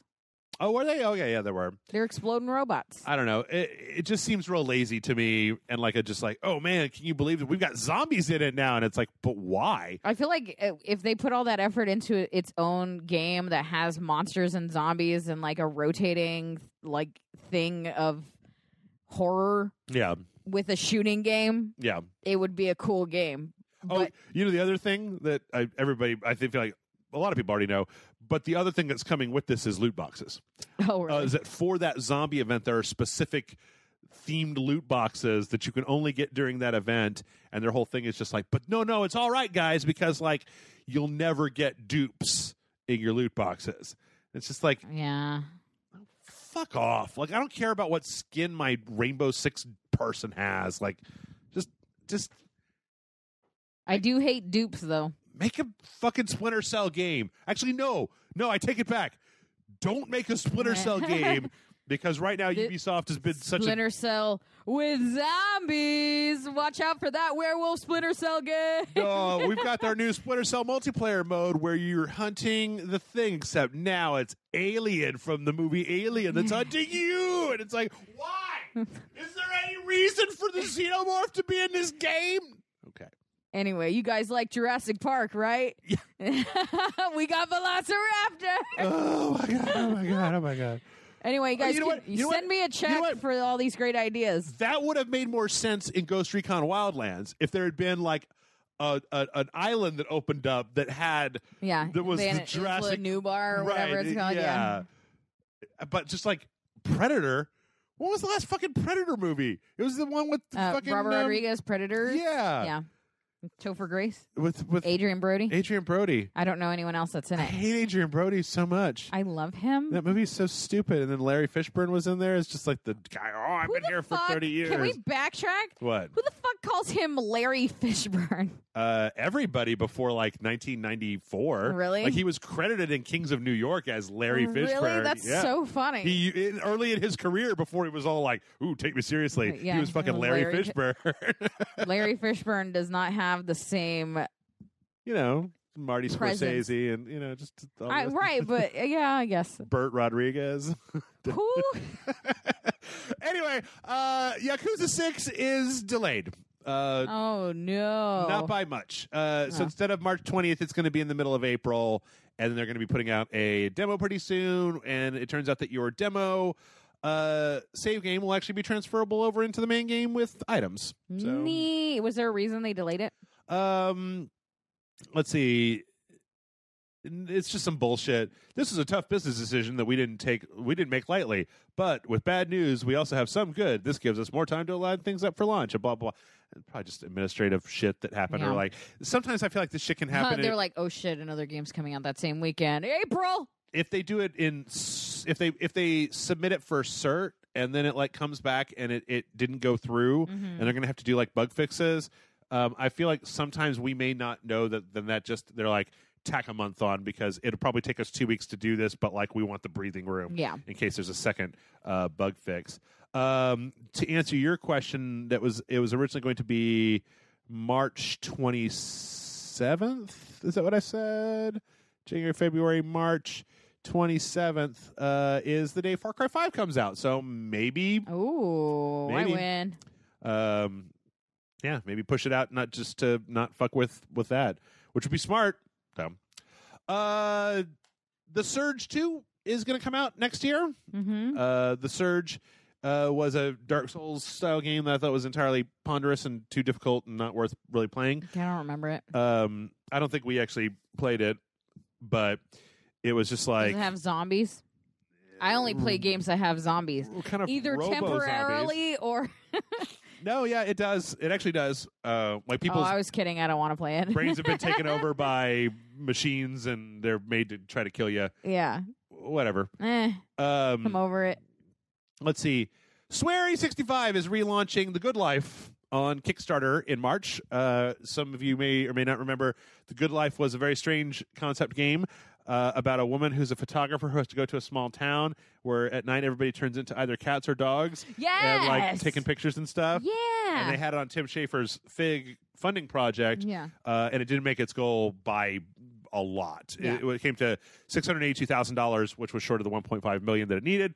But in March, they are going to be kind of like retweaking some of the base concepts of it, relaunching it, and trying to build up the money to make it. I wish them all the best. I think Swery is an interesting developer, even though I'm not a big fan of, as much of a fan of Deadly Premonition as everybody else is. But I hope that they can get that done because it seemed like an interesting project. Yeah. So. All about them cats, yo. Take-Two had hints at a brand new game. Fucking the devil himself, Strauss Zelnick, was talking and said, quote, "We continue to expect to deliver both record net bookings and record net cash provided by operating activities in fiscal 2019 in excess of $2.5 billion and $700 million, respectively, led by the launches of Red Dead Redemption 2 and a highly anticipated new title from one of 2K's biggest franchises." So mystery. I don't know. Maybe I'm gonna say maybe BioShock, non-Ken Levine BioShock. Who knows? They might be able to squeeze one more out of it. I don't know. Or maybe Ken Levine's game is going to be because he was doing his work for 2K. So we haven't heard from him after the BioShock Infinite team was dissolved. He and a small group of people stayed on with 2K to make a new game that he wanted to make. So maybe. Here in the this is a Game Informer article, they say maybe Mafia. Maybe we bring back Mafia. Yeah. So, and last but not least, it's a hard time this week finding something that was really just fun to talk about. This is just a funsies thing, but guess what happens in March? What happens in March? Guess Far what Cry 5 comes out. Is getting the first time in the history of a well-beloved game that it is getting downloadable content for the first time. I have what? A game that Jeff really likes. Dark Souls. Dark Souls already is done. Hitman. Hitman is done. You're close, though. There's only about a handful of games that I talk about all the goddamn time. I don't know. Stop it. You're making me nervous. I'm getting Kerbal excited. Space Program. Oh, yeah.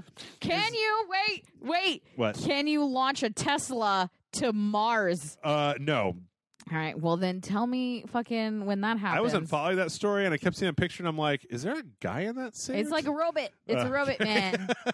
Yeah, they didn't just launch a person to Mars. I was like, is that Elon Musk? Because this seems a little weird. Every once in a while. Yeah. I'm still here, everybody. Bring me back. And they're like, ooh, Elon. Yeah. We didn't mention. So this is going to be a $15 DLC for anybody that bought the game after 2013, because the people that bought it before it was in early access are technically being given all the extended content for free. Mm-hmm. At least that's the deal. Who knows if they're going to Vader out on the people. But this is called Making History, and it's going to basically have a few different parts that I find really interesting. You can now make your own missions. You can share those missions online with other people. There's going to be a score now for how well you did in your rockets. Mm-hmm. So you can actually kind of challenge people. There's going to be kind of a multiplayer aspect to it. All that's kind of, I don't care about any of that. But what I do care about is that there's going to be a series of missions that they put up based on actual historical launches that you can try to do. So they'll give you historical launch scenarios and then see if you can make them happen, which I think is really cool. It sounds like there's going to be a bunch of new Russian cosmonaut themed items added into the game, which seems really interesting. There's also going to be one of the ones that they said on their blog post was that you can have a parachute, a specific, just a parachute for your Kerbal. Mm-hmm. So instead of having to come back with any amount of re-entry material, you could basically just get your Kerbal back if everything else is going to shit. You can have them jump and just try. Do you ever feel compelled to save your one Kerbal? Oh, hell yeah. See, Kerbals get experience as they do flights. And so then Jebediah Kerman, the first Kerbal that you get, is a pilot. And as he gets experience, you could do things like you could just hit a button to turn the ship to retrograde to lower your parapsis or whatever the fuck you want to do. Yeah. But you can basically have them automatically turn the ship to do stuff. You have scientists that can reset your experiment, so you can do the same experiment in different areas over and over and over again to get more science. Mm-hmm. And those characters can do more and they gain more science as they level up. So yeah, there's totally I would rather lose the entire rocket but save Jebediah Kerman because he's a good pilot than save the rocket but lose Jeb. So yeah, and then that's pretty much it. But that's really cool. And the fact, Kerbal Space Program, still to this day, I can fire that motherfucker up, and I'm still not good at it, but I still enjoy the shit out of it. Yeah, greatest educational game that has ever been created, and that includes Typing of the Dead and Mavis Beacon teaches typing. I really did love Typing of the Dead. What about Oregon Trail? That was a great teaching game, too. Oregon Trail taught you that the Oregon Trail game was a fucking son of a bitch, and go fuck yourself. It taught me to not get really attached to family members because they're probably going to die of dysentery. Yep, probably going to die of dysentery. Like, it looks like your brother's leg was broken when he was fixing something. Like, well, guess I'm leaving him. I feel like after you play Oregon Trail 3 times, you're just like, I don't want to go. I don't want to go anymore. Like, let's build a new house and we'll just buy some land instead of stop here. It's fine. Yeah. Anyway, that's the news. Yay! We're gonna take a break. When we come back, we're gonna have some questions.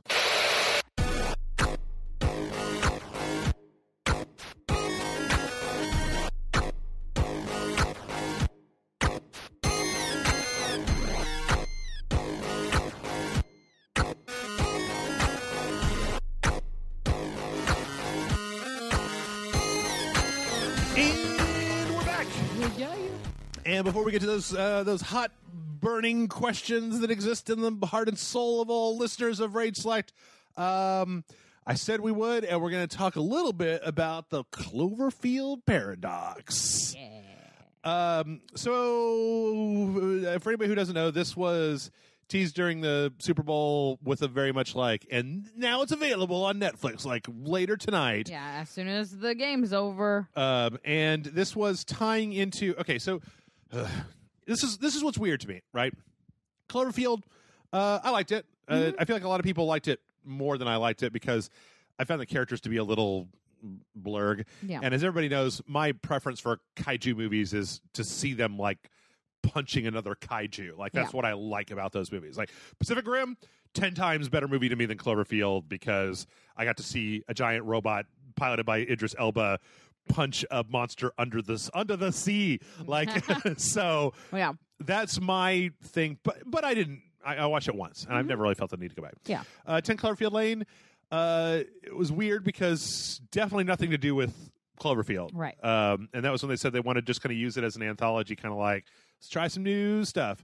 Now, I think Matt said that 10 Cloverfield Lane actually never had any intention of being... It was filmed before it was a Cloverfield movie. Most of it was slapped on there afterwards. And I'm like, okay, but I can kind of appreciate using that name to kind of give you give you the feeling of a movie. Right. Kind of like the idea of what Halloween wanted to do when they came out with Season of the Witch, how after Halloween 1 and 2 with Michael Myers, they wanted to make it into like a weird, like not an I guess you would call that an anthology series where every movie was different, but they all focused around Halloween. Yeah. And then I could see that happening. So then I got to apologize to Matt because we were talking about the trailer they ran during the Super Bowl, which very specifically referenced the first Cloverfield movie and then was like, and this will explain everything. So I watched it and I kind of forgot about the trailer and I was rip-roaring wasted when I was watching it. And so I think that they did the movie because this one as well, if I understand correctly, had the Cloverfield stuff kind of added in later, right? It was filmed before, I believe, Paramount, whoever owned it. It was filmed for them and then shelved, and then JJ found it. Okay. And then just added in something real similar to that where they, like, while filming close to the end, were like, this isn't going to make any money. We're probably just going to, like, straight to DVD or whatever. No one's going to want it. And then it kind of got turned into a Cloverfield thing. Okay. So... because it was originally called God Paradox. Okay. Because, this movie has a 34 on Metacritic or something like that. I don't think it deserves a 34. No. I think it's a medium. In fact, you know what? It's really interesting because when I was thinking about it, what I thought was of that movie Life. Remember with Ryan Reynolds? It was an alien thing, right? And that was a fine movie. It had a beginning, a middle, and end. Did some good actors in it. It was a pretty decent concept. And then you got to the end of it, and it was fine. But I don't feel like anybody went to go see that movie. Like it was just like, whatever. I mean, like there was a moment where people thought it was Venom, that it was like some stealth tie-in. I don't know where that came from, but yeah. But you know what? if they had titled that movie Venom and then put in, because you didn't have to have like Spider-Man on a space station, but if you just put in a few references to the Spider-Man universe, I feel like a ton more people would have gone to go see it, and it would have worked. And I feel like that's the same thing they did with this, but that people's expectation of what they wanted from the Cloverfield Paradox was inflated and then deflated by the fact that it was not really a Cloverfield movie at all, and that the tie-in was kludgy and if clunky. All three of the Cloverfield movies are not at all like each other, how can you know which one is a Cloverfield movie? Exactly. Yeah. So like the Super Bowl commercial, all ads are Tide ads, the Tide bleach or whatever it is. The I keep wanting to say Tide Pod, so I'm like trying. They're all Tide Pod ads. Yes. Because I don't know if you saw that ad. No, I don't. I don't voluntarily watch advertisements. John showed it to me. There's just an advertisement where it's just a Tide ad, and it's just like, if all the clothes are clean in the ad, how do you know it's not a Tide ad? And then they literally bring in the Old Spice guy, and you think you're watching an Old Spice commercial. And they're like, nope, it's a Tide ad. That's kind of clever. Cloverfield is the same way. Yeah. Anything can be a Cloverfield fucking movie. Sure.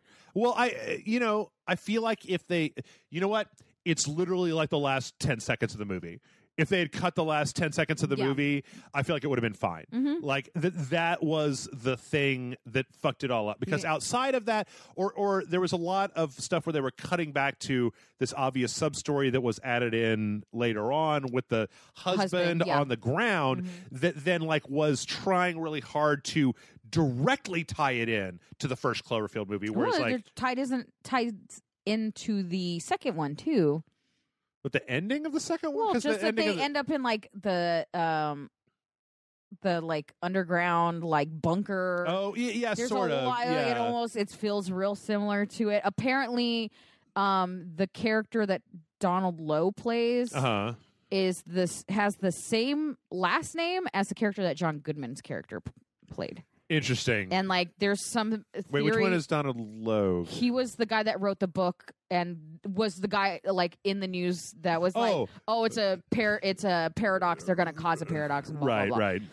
Because it's almost like if you could ignore that, then what you have is just a basic sci-fi like transdimensional. Yeah, Event Horizon, but not less horror and more sci-fi. Yeah. It doesn't really make a whole lot of sense, but like it doesn't. I don't know that it really has to. Yeah. The funny thing is, people that are like, you're just this. There's like logical fallacies in it. And I'm like, it's a paradox. They're literally like, it's a paradox. Yeah. Any logical fallacies can be happening. I mean, like, this isn't a spoiler for anybody. If you haven't seen the movie, this just is going to sound like gobbledygook. But like, there was nothing that was going to... Were the worms telling him to do it? Like, that, it doesn't make any fucking sense, right? There's a lot of stuff I was like... What? I was really mad. Why? Who? Honestly, though, that part upset me because they started stomping on him. Like, they solved everything. like, those poor worms. Anyway, I didn't think it was quite as bad as people made it out to be. You and I had a conversation on one of the Patreon videos about, like the movie Life. Mm-hmm. It's okay to just have a medium tier movie. And I actually think that if you're going to just have like a medium tier movie, that doing it that way with a stealth drop of just like boom, boom, instead of showing it to critics who then pan it and then nobody goes to theater to see it. Yeah. Nobody. Okay. Surely there is a point where somebody did it, but I guarantee you that 99% of the people that watched the Cloverfield Paradox watched it because they already have Netflix. So what happened? You wasted 2 hours of your life watching a mediocre movie. Yeah. That's what happened. You were going to do it on Netflix anyway. Exactly. Like, so all you did was everyone decided to watch the same movie at the same time. I think that it's genius, by the way. Marketing? The marketing for it was great. Yep. I think it's fantastic. Everyone's been making the jokes about it. The first Cloverfield movie had a lot of advertisement, but like was kind of secretive about what it was. Right. The second one got announced and then released a month after it was announced. Right. And then this one was announced and released the same day. And they're like, a lot of people do the like, and the fourth movie, J.J. Abrams is just going to show up to your house with a Blu-ray and chuck it at you. And then somebody said, the fourth movie is going to be out for 2 months before they tell you it's a Cloverfield movie. And then they just change the name. And I thought, it's on actually, YouTube. That's ingenious. Yeah. Because if you're, like, let's say it gets released on Netflix as well, and you watch the movie and you're like, this is a fucking... It's kind of like it has monsters that look like the Cloverfield monster. It has maybe some same actors or some hints or background noise that if you're really paying attention and you're like, that's a fucking Cloverfield movie, but you're never quite sure. And then they announce it later. You can be like, I fucking knew it. Like, I think that'd be fantastic. The problem with that is that in today's day and age of the internet, it would be like the all of about person 4 seconds after it was released where somebody's like, it's a Cloverfield movie. Yeah. But I still think that'd be great. Frame grab at how great is that? 12 seconds. How great is that? Because then it's been released. Right. Somebody finds it and announces it, and everyone else is going to go see it before they even market it. Yeah. I don't know. I see. It's weird because I don't normally do this with video games, right? But there's a cost to enjoyment analysis when it comes to movies that I feel like is a lot more. That has a lot more. To me, is a bigger factor in whether I enjoy a movie, because I don't like to go to the theaters, and so to get me out to go spend what is a lot of money. It's too much money. Too much money. Theaters cost too much. As somebody who loves the theater going experience and loves all that, it's too much money. It's a ripoff. Right. Yeah. On popcorn and blah, blah, blah and whatever, right? Like, that's... So if I do all of that and then the movie's a disappointment, then I'm going to be more disappointed than because I watched the Cloverfield Paradox, like I watched half of it and then fell asleep, and then like a day and a half later watched the last 35 minutes of the movie. Yeah. So, but if Netflix wants to make okay B-grade, middle-of-the-road movies, I'm okay with that. Yeah. Like, I'm okay because... Yeah, as long as it leans on good and not on bad, I'm pretty okay with it. I am, you know what? Because I am 100%... I think, just like we were talking about middleware in the first segment, right? That you've got your blockbuster movies, big tentpole franchises that cost a shitload of money, and then you've got... Like Skyscraper? Yeah. And then you've got your introspective, navel-gazing, lesbian indie movie about whatever. Mother. Whatever. Yeah, exactly. Whatever it is. Not just lesbians, but it's just film critics love movies about lesbians. So I don't... Gay cowboys eating pudding. Gay cowboys eating pudding. Yeah, exactly. Or, it's about my upbringing in Israel in the 1970s, and it's just like... okay, like I don't hate that movie, but it's not a Jeff movie. Jeff likes like ninjas and robots and stuff. So what if there were ninjas? It's the 70s. A lot of crazy things were happening, Jeff. But like, if Netflix wants to bankroll like middle tier movies, because here's the thing, I didn't watch Bright because I watched a trailer for Bright and I was like, not for me. But you know what? I'm a sucker for sci-fi. I'll watch a mediocre sci-fi movie. Dude, you put anything in space, I'm gonna fucking watch it. Yeah. Do you know how many pictures of Elon Musk's fucking Tesla I've looked at? Because it's in fucking space, It's in Jeff. space, man. It is in space. Because it looks like a guy driving a car in space. Yeah. Do you know how happy I am about that? The fuck? Too fucking happy. Anyway, I didn't think it deserved 30. No. I think, at best, I would say it would be like 2.5 stars. It'd be like literally middle of the road. Ebert gave it a thumbs up and Siskel gave it a thumbs down, and like half the people went to go see it. It's like what's that shitty? Did you ever see Eraser, the Schwarzenegger movie with the railguns, or like The Sixth Day? Yes. Did you ever see The Sixth Day? The Sixth Day was not the greatest movie I've ever seen, but when I got done watching it, I was just like, fucking there's some clones. Love that movie, and I'm never gonna watch it again. Yeah, and that's it. Volcano with Tommy Lee Jones. Like, if we're gonna go that way, like Dante's Peak with Pierce Brosnan. Exactly. Or there's plenty of movies that I watched one time. Deep Blue Sea. Deep Impact. How many more deep movies do you got over there? The Phantom, right? Like The Shadow, for that matter. Yeah. John Carpenter's Vampire. Like, in the history of the world, there have been mediocre movies. You know what it is? I just figured it out. You know what it is? You know what the Cloverfield Paradox and Bright are? It's Sunday afternoon and you turned on cable and like it's the first 20 minutes of Firebirds with Nicolas Cage and Tommy Lee Jones. Yeah. You're like, I remember this movie. And then you just sit there and watch it because what? It's free. It's on TV and you got nothing better to do. It's Sunday and you're fucking hungover, man. Yeah. You know, order a pizza and watch fucking Tommy Lee Jones make a better version of Top Gun with Nicolas Cage. The movie is way underrated and super good. Never seen it. Oh, it's incredible. Nice. Tommy Lee Jones is the cantanker. It's about helicopters instead of airplanes. Oh my god, so that makes it 100 times better already. Yeah, because Nicolas Cage is like the hotshot Apache pilot, but like Tommy Lee Jones is trying to teach him, and he's like, "I don't need you to teach me, old man." And then it's like they have to bond because they're going to South America to blow up drug dealers because the drug dealers have a helicopter guy of their own that keeps blowing up the American helicopters, and so it's a helicopter fight. It's fucking Airwolf with Nicolas Cage in it. It's great. It's a great movie that I've seen twice.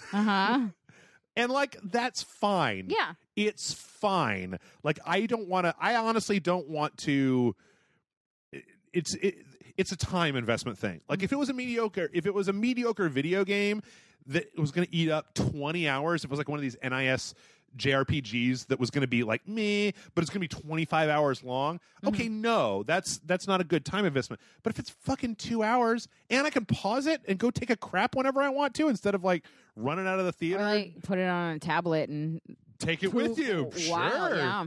You know, I can watch it while I'm eating Chinese food or popcorn or pizza or Taco Bell or whatever. All of the above, man. I can watch it in my underwear. I can watch it without underwear on. I can watch it in the nude. This is getting weird, Jeff. It's like you do a lot of weird shit while watching Netflix. It's very true. It's just there's a benefit that I don't feel like is being calculated in to this of I don't have to go to a movie theater. Yeah. I don't have to even buy it or rent it on. I don't have to play that bullshit game where like when the new releases come out, they're $14.99 to buy, and it takes like a month for them to go down to the $3.99 to rent on the streaming services. Yeah. Like it was just there, and I could watch it or not watch it, and then just be like. I mean, I've seen people like aggressively go to other friends' Facebook pages when they're talking about possibly watching and being like, "Don't waste your time on that garbage," and it's like. Calm down, man. Like, don't waste your time. I'm going to watch bullshit on Netflix anyway. At least this is tied into a franchise I like. Yeah. Or even, at least this one's in space with Crystal goddamn Dowd. I watched that Vince Vaughn goes to prison movie. I hear it's like good. Rumble and Selma. It's the story of Ricky, but with Vince Vaughn instead of Ricky. It's just like is that very violent. It was okay. Vince Vaughn isn't exactly like the first thing I think of when it comes to a violent. He's very tall and he's pretty buffed out in this movie. Is he? Because he always kind of seems doughy. He's very like he undowed. He's not totally undowed, but he's tall enough and wide enough that you could believe that he could do the things that he's doing. Oh, okay. Also, that's on Netflix. Is it? Because I want to see it. Yeah, you can just fucking watch it, right? Nice. Like that. Yeah. It's like when I was talking about Wish Upon last week. Yeah. I would never pay no money. I would pay $0 to watch Wish Upon. Watched it on Amazon Prime. It was like 90 minutes to 2 hours long. And it's just like, you know what? I've wasted... You know how many times I've played the beginning of Kerbal Space Program or Dark Souls? Yeah. I waste time all the time. So if I wasn't going to watch Cloverfield Paradox, I would have watched Grease 2. So who's the winner? Right. I don't know. So who wins in that scenario? Nobody knows. Nobody knows. One true paradox. Right, that's a true. MailRageSite.com is the email address, and our first question this week is about the topic that we've just been talking about. It comes in from Hannibal, Montana. Hannibal, Montana says, with the release of feature-length movies on Netflix such as Bright and the Cloverfield Paradox, I hear a lot of Hollywood insiders lamenting the beginning of the end for the theater-going experience. On one hand, we've heard this tune before when TV, Betamax, and internet piracy were all supposed to kill the movie industry. Personally, I think the big screen offers an experience that I can't match on my 50-inch TV. Damn, dude, I don't have a 50-inch TV. I got a projector. Simply put, my first viewing of The Last Jedi as a home release wouldn't be as good or special as even the 5th time I saw it in theaters. However, as someone who works with teenagers, there's an entire generation whose center of entertainment is their phone and tablet. And in my experience, they'd rather have the convenience of watching the latest releases on their 6-inch phones and get the full audio-visual experience blown up on a 100-foot screen. I also wonder, outside of the sphere of film nerds who uphold the theater as a sacred cathedral, if mainstream audiences care how they view their movies. Is the death of the movie theater greatly exaggerated, or are we heading to an all-streaming future? And if so, would you see this as a positive development for the medium? Y'all keep rocking, Hannibal, Montana. I mean, haven't we had like 4 movies within the last year break the record for most what was it? Most like box office dollars come in. It was like Wonder Woman, and then like Last Jedi, and then like one other one or whatever. Like, I don't feel like it's actually I don't feel like the movie theater going experience is changing for big movies. Mm-hmm. So like, you're always going to be able to see a Marvel movie, a DC movie, Star Wars, any giant action franchise in the big screen. It is dying for the independent films. Sure. And really, most independent or smaller budget films don't need a big screen. You don't need to watch a movie about... It Comes at Night. Yeah, I mean, yeah. Like, you don't need any... Like, you don't need a giant screen and HD fucking D-box seats Crystal with your popcorn and your drink to watch 2 gay cowboys eating pudding. Like, you just don't. Yep. So it will it kill the movie-going experience? No. Will it change distribution for independent films? Yeah. Okay, so I would like to add, I hear this argument a lot, Mr. Montana, and I feel like Amanda and I are going to be a little bit at odds about this. I'd like to offer an alternative take from Jeff, the person. I hear a lot Jeff the cowboy. I hear a lot of this that I hear a lot of this idea of just like, okay, let me see if I can find the best way to express myself. There's this attitude that's like, well, millennials, they're always on their phones, so they don't want to go to the theater because they just want everything to be on their phones. Yeah. Okay, here's the thing. I do not like going to the movie theater, but I don't like going to the movie theater because for my entire life, the movie theater has been ripping me off.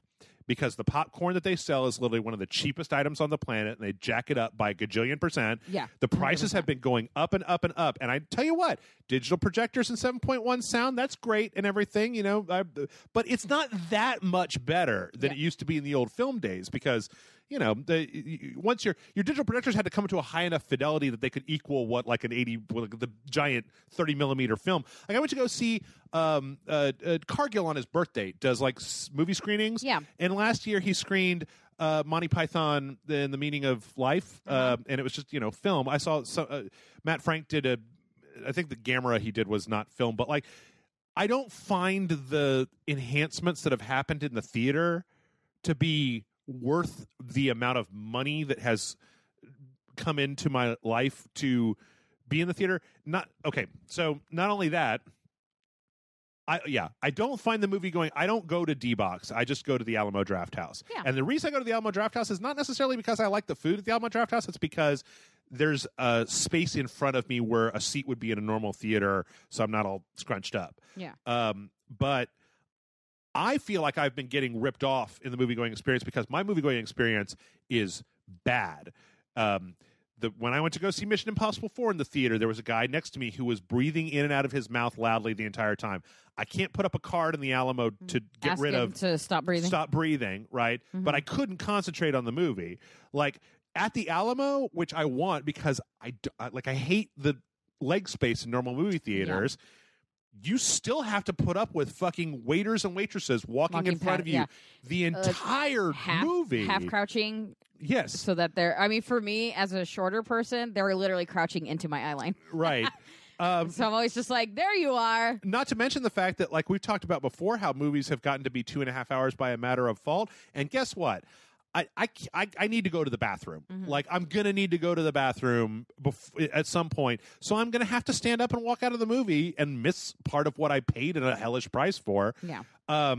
Generally speaking, I don't find the experience to be at all pleasurable, and I would much rather watch it, as we were just talking about, in the comfort of my own home with the ability to pause it, watch it in my underwear, eat Chinese food, do whatever I want to, as opposed to going to this rigid thing, and especially because the Alamo Drafthouse also gets stupid with... So I've got two choices. Mm-hmm. One is the Alamo Drafthouse with their whole, like, if you arrive after the movie started, you will not be able to get in. It's like, go fuck yourself. I bought seat 42. Yeah. I'm not going to be wandering around like, excuse me. Yeah. Have an usher, for fuck's sake, and just show me to my seat. I mean, they do. They have waiters that can... I don't know why the waiter wouldn't just... On the other hand, the last time that I went to another movie, 3 people were just sitting behind me talking the entire time. Yeah. And it was just like, okay...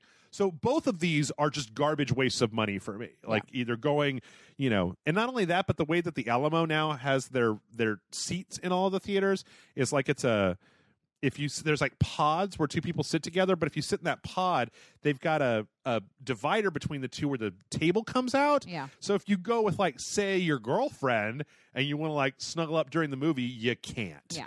Or you could sit divided in a way that you each are sharing a table with a stranger. Yeah. So all of that to me adds up to go fuck yourself. Mm-hmm. Like, to me, it's like the music industry that's been fleecing people for the last 50 years. And so then they're like, oh, boo-hoo, nobody will come to the movies anymore. And I'm like, good. Like, if you offered a better experience at a cheaper price, I'd go to the movies, but you don't. Like, I have to go to one of a few boutique movie theaters and then roll the dice. Yeah. Because when I went to go see Deadpool with my friend, the people next to me were talking, and the Alamo has a thing where you put up a card if somebody is making a ruckus.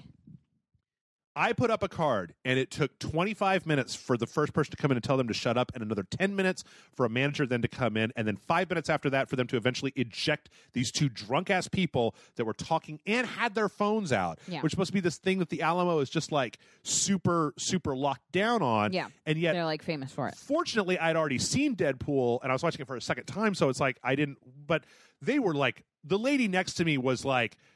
Who's that guy? And I was just like, no. Yeah. But what are you going to do when some drunk person's trying to, like, get all up in that? On the other side, my friend and I went to go see, me and 2 friends went to go see The Expendables when it came out, and we were laughing because the movie is fucking stupid. Yeah. And How dare you? That is a great movie. The guy in front of us turned around and said, if you keep laughing, I'm going to put up a card and get you kicked out of here. Which could possibly have happened because they have a whole thing about, like, is somebody around you being rude? Put up a card. So, like half of my movie-going experience, there's a reason that I go to see new run movies at, like, midnight on a Tuesday. The problem is that, like, generic zoo movie theaters that just allow everyone in and they don't really give a shit if you're going to have your phone out or you're going to be talking, and they pack in as many seats as possible. You guys are sitting straight up on top of each other and everything. Right. Not enough rules. The Alamo Drafthouse... Too many rules. I mean, personally, I don't go to the Alamo Drafthouse. I don't want assigned seating. I don't fucking care about their food. I don't give a shit about coming in early or late. I really can't be bothered with your, like, don't look suspicious. Otherwise, somebody's going to put up a fucking card and be like, I don't like this person. Get them out of my get them out of my theater. Yeah. It's just, I don't like it. I don't like how pretentious it is. Yeah. There needs to be a happy medium of it. Yeah. And that's just what it is. Also, Mr. Montana, I can say that you say my first viewing of The Last Jedi as a home release wouldn't be as good or as special as the 5th time I saw it in the theaters. I couldn't disagree with that more.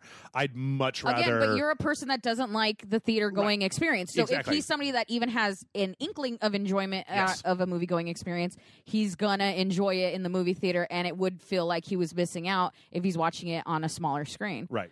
I guess it's just... I think it's just each individual person. Well, I think as an industry that the theater needs to... The theater's been doing stuff for a long time to try to give you an experience that you can't get at home. You know, whether it was shoving 3D at your face for years, even though I hated the 3D in theaters. It just... I hate it. I get migraines. Yeah. My mom has gotten sick and, like, straight up, like, nauseous. We have to go because... screens have been god awful. The funny thing is we're gonna give you the experience you can't get in your home. Yeah. Really? What are you guys gonna do? Like just like a better screen, like amazing things. They're like, no, we're gonna give you a recliner.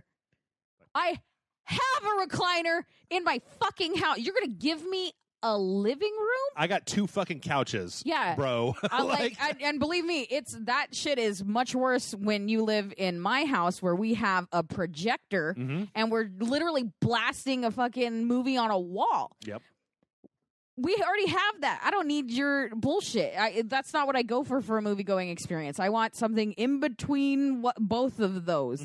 I do enjoy the big just cattle of people watching a movie together, because there have been some of the best movie going experiences I've had where we watch a shitty, we as an entire audience watch a shitty movie and laugh at the dumb shit, or we as an audience watch like a Star Wars movie and enjoy cheering for the good guys or whatever. I think that the experiences like that I have is that for I've had more irritating experiences with strangers, and so I'm a little bit more gun shy. Yeah. But there have been a few times, like I said, where people that I know will rent out one of the Alamos and then show a movie of their own, and it's all your friends. Like it's Cargill's invited people. I have a better time in that because and again, I feel like I know those that people. goes right back to the individual person thing, because having that same experience but with strangers, having that enjoyable experience but with strangers is the same thing you get when you go to a concert and you're all fucking singing a song together. Sure. Like it's a good experience. When it's good, it's great. When it's bad, it sucks balls. I think to my mind, what this really comes down to is that the difference between watching a movie on your 50-inch screen with your 5.1 at home and going to a theater is a lot different than it used to be going to a theater and watching it on your 4x3 in letterbox on VHS. That was garbage, and there was definitely a better reason to go. Yeah. But fuck, man, it's not like the fidelity is now you're actually paying for the experience and not the film. Oh, to see the movie. Yeah. Okay. Oh, anyway, that was all right. So we got one question this week. Okay, this one says, who's this from? Okay, I'm just going to say this one's from Motherfucker. Or no, let's say M. What up, motherfucker? Just M. And it says, now, motherfucker. Sup, Jeff? And if Jeff kept his word to John Amanda. Yay! Star Wars question this week. I've noticed an increased feeling in the fandom of no more Force in Star Wars, but as someone who thinks the Force isn't the problem, it's the repetitive storylines and constant use of the same characters. I have an alternative. I would prefer to break from Force-like people, from the Force, like people need a break from Batman. Okay. It's been used constantly, and people are becoming tired of it. So I propose that they do 3 or 4 movies with 0 Force users or Force sensitives. Then they can come back with the original story in a different time with different not Skywalker-related or associated characters and start anew. Doesn't even have to be Sith or Jedi. It could just be some rando that was Force sensitive. There weren't any academies, so they learned on their own and have no alliance. Staying away from the generic black and white, good versus evil storyline, and just make cool characters in a gigantic universe. Explore new worlds, new species, anything. We'd like to hear your thoughts and keep up the good work. So, this is the thing that I was yelling about on Shadow of the Colossus, of the potential for the new Star Wars movie to basically be the first one that doesn't have any Force mumbo-jumbo in it. Because which new Star Wars movie? The Solo one? Okay. Yeah. Because Han Solo's not a Jedi. If we're talking about new Star Wars movie, you can mean the J.J. Abrams one that hasn't come out, the Han Solo one that's about to come out, the Rian Johnson trilogy, or the new trilogy that they just announced by the Game of Thrones guys. There are literally, 8 movies that we could be talking about. Sure. So my contention is that the universe of Star Wars is very rich, in addition to the Alliance, the Rebellion, the Sith, and the Jedi. Right. Is that they have an interesting world, but all they keep doing is, I've got a red lightsaber, I've got a blue lightsaber, the fate of the galaxy rests between our lightsabers. Yeah. It would be interesting to see stories that aren't the fate of the everything. You know what I mean? The whole the spark that lights the fire that takes I don't need everything to be that. Right. I'd be interested to get stories of characters just doing their I had another idea. Yes. We know that there's pod racing in the Star Wars universe.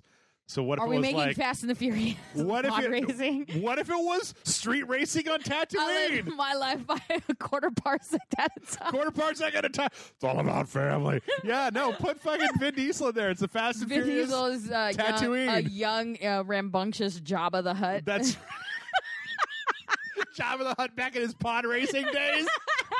I was actually thinking Days of Thunder, but that's a much better.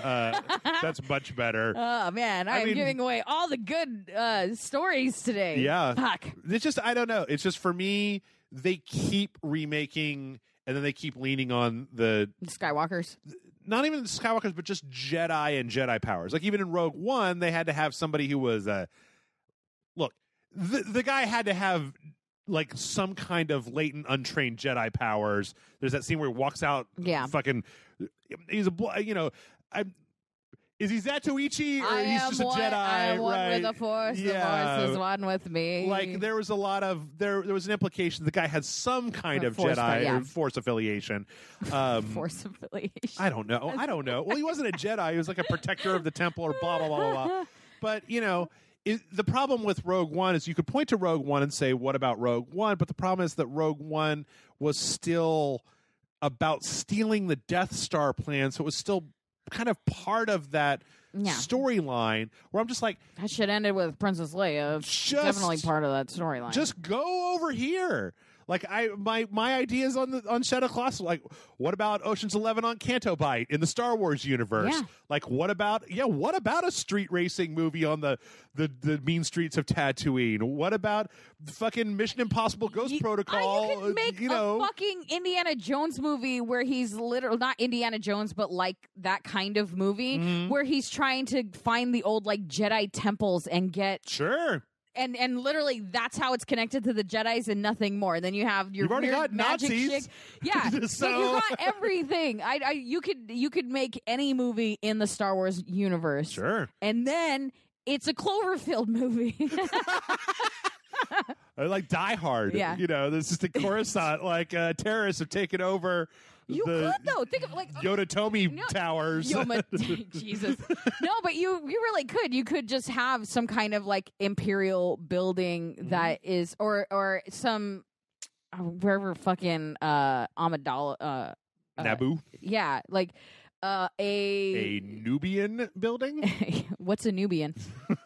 I cannot believe that's what they called Naboo stuff. That's what Watto in episode 1 when they show him his cruise. He's like, "Oh yes, Nubian, very nice." But any like some sort of like an ambassador's building or something that gets taken over by a bunch of White House stormtroopers, and then White House down kind of thing. Yeah, like you literally could do that. Like you could do anything in the Star Wars universe. You open yourself for everything. You could literally make a Western movie, where it just takes place in the fucking cantina the entire time. Yeah. I mean, and the thing is that don't do a Christmas movie though. I don't suggest doing like a holiday movie in Star Wars. That doesn't like sound like it makes sense at all. So the other side of the equation is that if you take the Jedis out of it a little bit, then it's special when they show up, as opposed to 60% of your main characters are throwing lightsabers and using the Force powers. If you follow hobbits all day, a wizard showing up seems pretty fucking special. There you go. Exactly. Yeah. But then we'd have to fucking follow hobbits. You know what I mean? You could do it, but the thing is that they could be interesting. Yeah. The best one. They could, but I didn't see that happen. Yeah.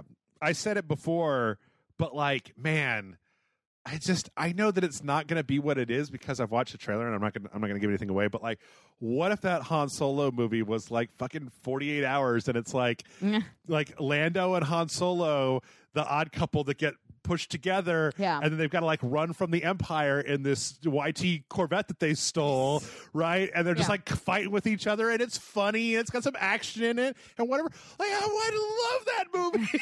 I love that movie. Yeah, I think the Marvel's Lando book is an actual casino heist story. Oh yeah. I don't know. I feel like there's so many things that you could do with Star Wars.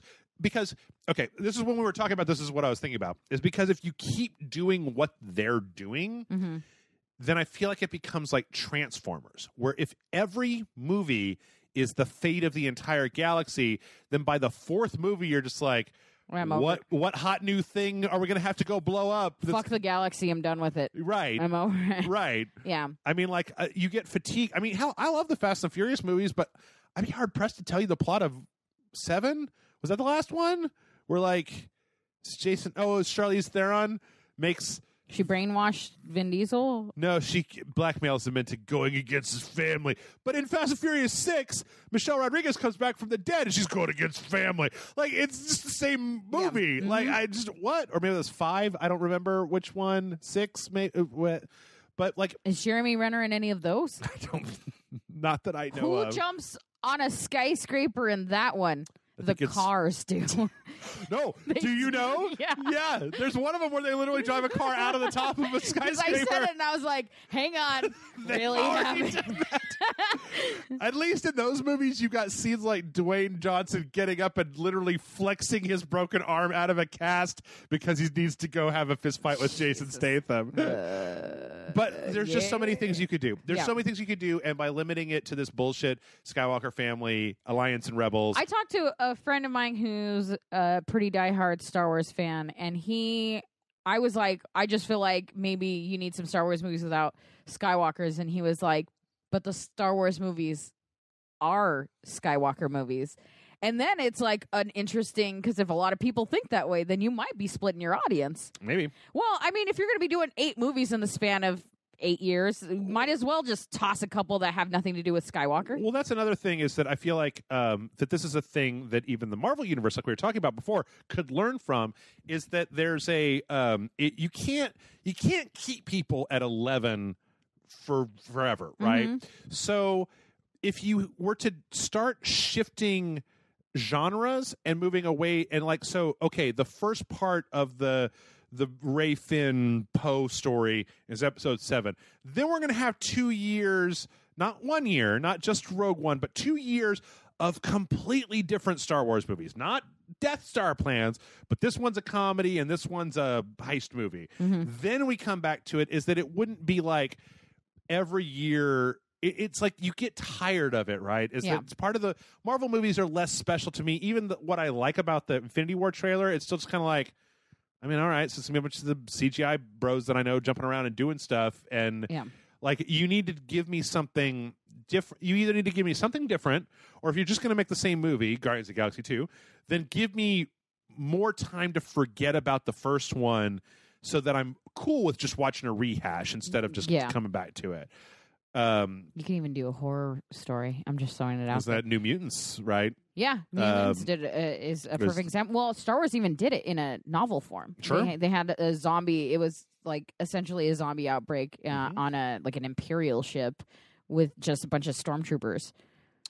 You could do that. I think it'd be fine. I think like, I'm just saying, like, if you're gonna like scattershot us with a movie a year for the rest of the known universe, right. I don't know why we wouldn't just have fun with it instead of trying to stay on some really specific path. Well, especially we're gonna follow that lineage until one of them can't have kids no more, and then that's it. Do you know what I mean? Let's kill them faster. Kill them all faster. You gotta hope that Kylo has 17 kids. That way they can keep going. Oh no. Yeah, but just give me something else. And again, you haven't watched the trailer, but I'm more interested in Solo because it doesn't seem like it's connected to any existing Star Wars plot line because it takes place. Well, yeah, as long as he doesn't like run into baby toddler Luke Skywalker, I think we'll be okay. Yeah. Well, I don't think so. But like that, and a lot of people in the comments may actually be saying that movie, it looks like it's what you're talking about. Like it's a rogue on the streets doing whatever. And I'm like, yes. And so strangely enough, as eye-rolly as I was about like, fuck, we can't even have one of these it's not about. Why does it have to be Han Solo? Why can't it just be a story about fucking Jet Blastface, or whatever? Mm-hmm. Like Dash Rendar, sure. This is the best name. This is the best name. Kit Fisto is the best name. Fuck you. Dash Rendar rules. Mace Windu is a pretty good name too. Yeah, Kyle Katarn, that's a good one. Would you like a young Mace Windu? Would you prefer a young Mace Windu? See, now that's an interesting question because as a nerd who has read a lot of Wikipedia entries back when I used to work for a company that made a Star Wars game and spent a lot of time on Wikipedia, literally fact-checking to make sure the game was saying the right things. Yeah. So Mace Windu is an actually very interesting Jedi because Mace Windu taps into his anger and aggression, but has such tight control over himself that he's able to literally use the dark side to make him a more powerful Jedi, but then lock it back up with this real vice-like control. So that's an interesting movie about a young Jedi who can't really control himself and keeps raging, and like he's got a mentor that he's trying to, I don't know, and there's a thing like you could even have a movie like that. Kylo story a little bit, like Maybe. somebody that's kind of tapping into the dark side, but might not be as bad as people think he is, or so ready for the dark side as people seem to. I mean, you know, it could even be like a. That'd be interesting. Maybe he was like a slave. Kylo Ren ends up with but I was thinking like a good if you had a good framing device for training him, and then he like can't control himself, and he keeps like kind of losing out to the dark side, but you can understand why he's doing that because there's like people fucking with him, and then he accidentally kills somebody, or there's a thing, and now they're on the run. He's got a lot of sorrow, and he's learning, and he's growing. You know, okay, great. There's a movie about a Jedi, but it's not the fate of the universe. It's not only Mace Windu can kill the Chancellor and bring order back to the universe. It's like a personal story where we get to know somebody and we see them have problems that we have too, where it's like, oh, Mace Windu, you're mad. Hey, I'm mad. I can relate to being mad. As opposed to a bunch of Jedis who are like, well, we can't have sex and we have no emotions and don't do anything. So sad. Anyway, God, this is... Oh, God. Okay. Let's see. This one comes in from Captain Innuendo. Captain Innuendo says, hello, Jeff and Amanda. Captain Innuendo here with another podcast question. I've been having conversations with some of my friends lately about the ability to separate art from the artist. For example, Phil Fish, kind of a dickhead, but Fez, really good game. Kanye West, kind of a dickhead. His music, pretty damn good. Roman Polanski, he says, kind of a pedo, but I'm going to say straight up sex offender. His movie is really freaking good. My question is, are you able to separate a work of art from its creator? Or is that work of art ruined forever knowing it came from that particular person? Do you like a piece of art with a questionable creator? Why? Thanks, and as always, keep up the good work. Your patron, Captain Innuendo. And then it just says P.S. And then he just says he really appreciates all the work that I do in the website, and he's blah, blah, blah, blah. Good stuff for Jeff. So I won't bother. He's going to read that and cry later. Y'all don't have to worry about it. He prints those out. I want you to know. Yep. Puts them on T-shirts. Yep. He sleeps in them. So this is a question that I feel like I've had a lot of different reactions to over the years. What do you think? Separating art from artists? It's hard sometimes, not other times, depending on how fresh it is. Yeah. But I listen to Beatles, and John Lennon's a piece of shit. Like, I watch Sean Penn movies, and he's straight up done horrible things. Josh Brolin's playing Cable, and that guy beat the shit out of his wife. Like, you gotta either let go of it, or you gotta do all of it. That's my problem. Like, I know a lot of friends that are like, how dare this expert, like fucking whoever, I don't care. Like, say Josh Brolin hit his wife, how dare he, I'm boycotting all his movies. And then the next day they're like playing a Beatles song on their playlist, and it's like, John Lennon beat the shit out of Yoko Ono regularly, and his son regularly. So like, you either do it all or you don't do it. And so I don't, because I can't be bothered. Like, it's just so many. You better not look into what anybody that you like that made music in the 70s or 80s did when they weren't making music, because fucking, like, there were clubs in California that were just there to let underage girls in to have sex with fucking rock stars. There are a shockingly high amount of rock stars that like kidnap fans for like long periods of time. Look up Chuck Berry for a hot minute. Look up Elvis Presley, Jerry Lee Lewis. These are like this is much more like wholesome considered time for like compared to now, and they did some fucked up shit. Like, not to mention the fact that like if you go back into human history, like it used to be pretty acceptable for a man to just belt his wife one. Yeah, that like nobody. Sean Connery openly endorses the idea. Yeah, so yeah, I'm kind of with you where don't watch reruns of I Love Lucy. Ricardo beat the crap out of Lucille Ball. Yeah, there's a lot of. I can still pretty much deal with the separation of the two, unless it's really vile. Yeah. Don't watch Glee because one of the guys from Glee. Oh, Mark Maron. Is it Mark Maron? That's what you're talking about? No, Glee? No, I don't know his name, but he was charged. He was guilty of having child pornography, and he killed himself recently. Oh, Glee. I thought you said Glow. No. That's. I was just like, yeah, no, yeah, that's true. What did Mark Maron do? I don't know. I just thought he did some bad stuff. I imagine he has, but that's just because he plays such an asshole so well. It's you're going to be limiting yourself quite a bit. I mean, like, I'm trying to think of more fucked up ones. By that same logic, right? Mm-hmm. You start to get into the whole like, can you shop at a place where the CEO holds opinions that you disagree with? Hobby Lobby actively spends money on right-wing agendas. Chick-fil-A clearly also does. So if you're a left-wing person, don't ever go there. Target used to be anti-gay.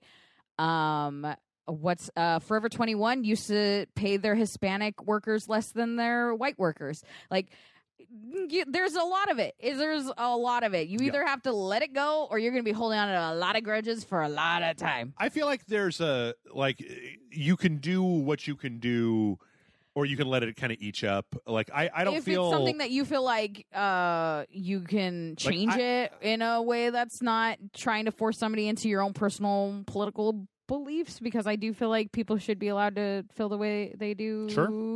Depending on what those are and if they hurt or affect people in certain ways. But besides that, just I don't like shop. I don't eat at Chick-fil-A.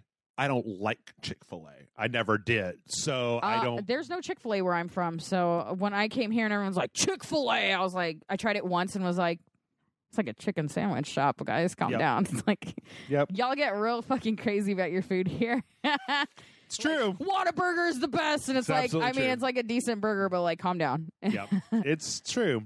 Well, also you have to remember that a lot of the things that you're talking about, the standards of everything around it has raised. So, like back in the '80s, like Chick-fil-A, where else were you going to get a chicken sandwich? Right? Yeah. Like McDonald's didn't have a chicken sandwich until the McChicken, and even that was kind of like a lot of sloppy mayo. Still McDonald's. Right.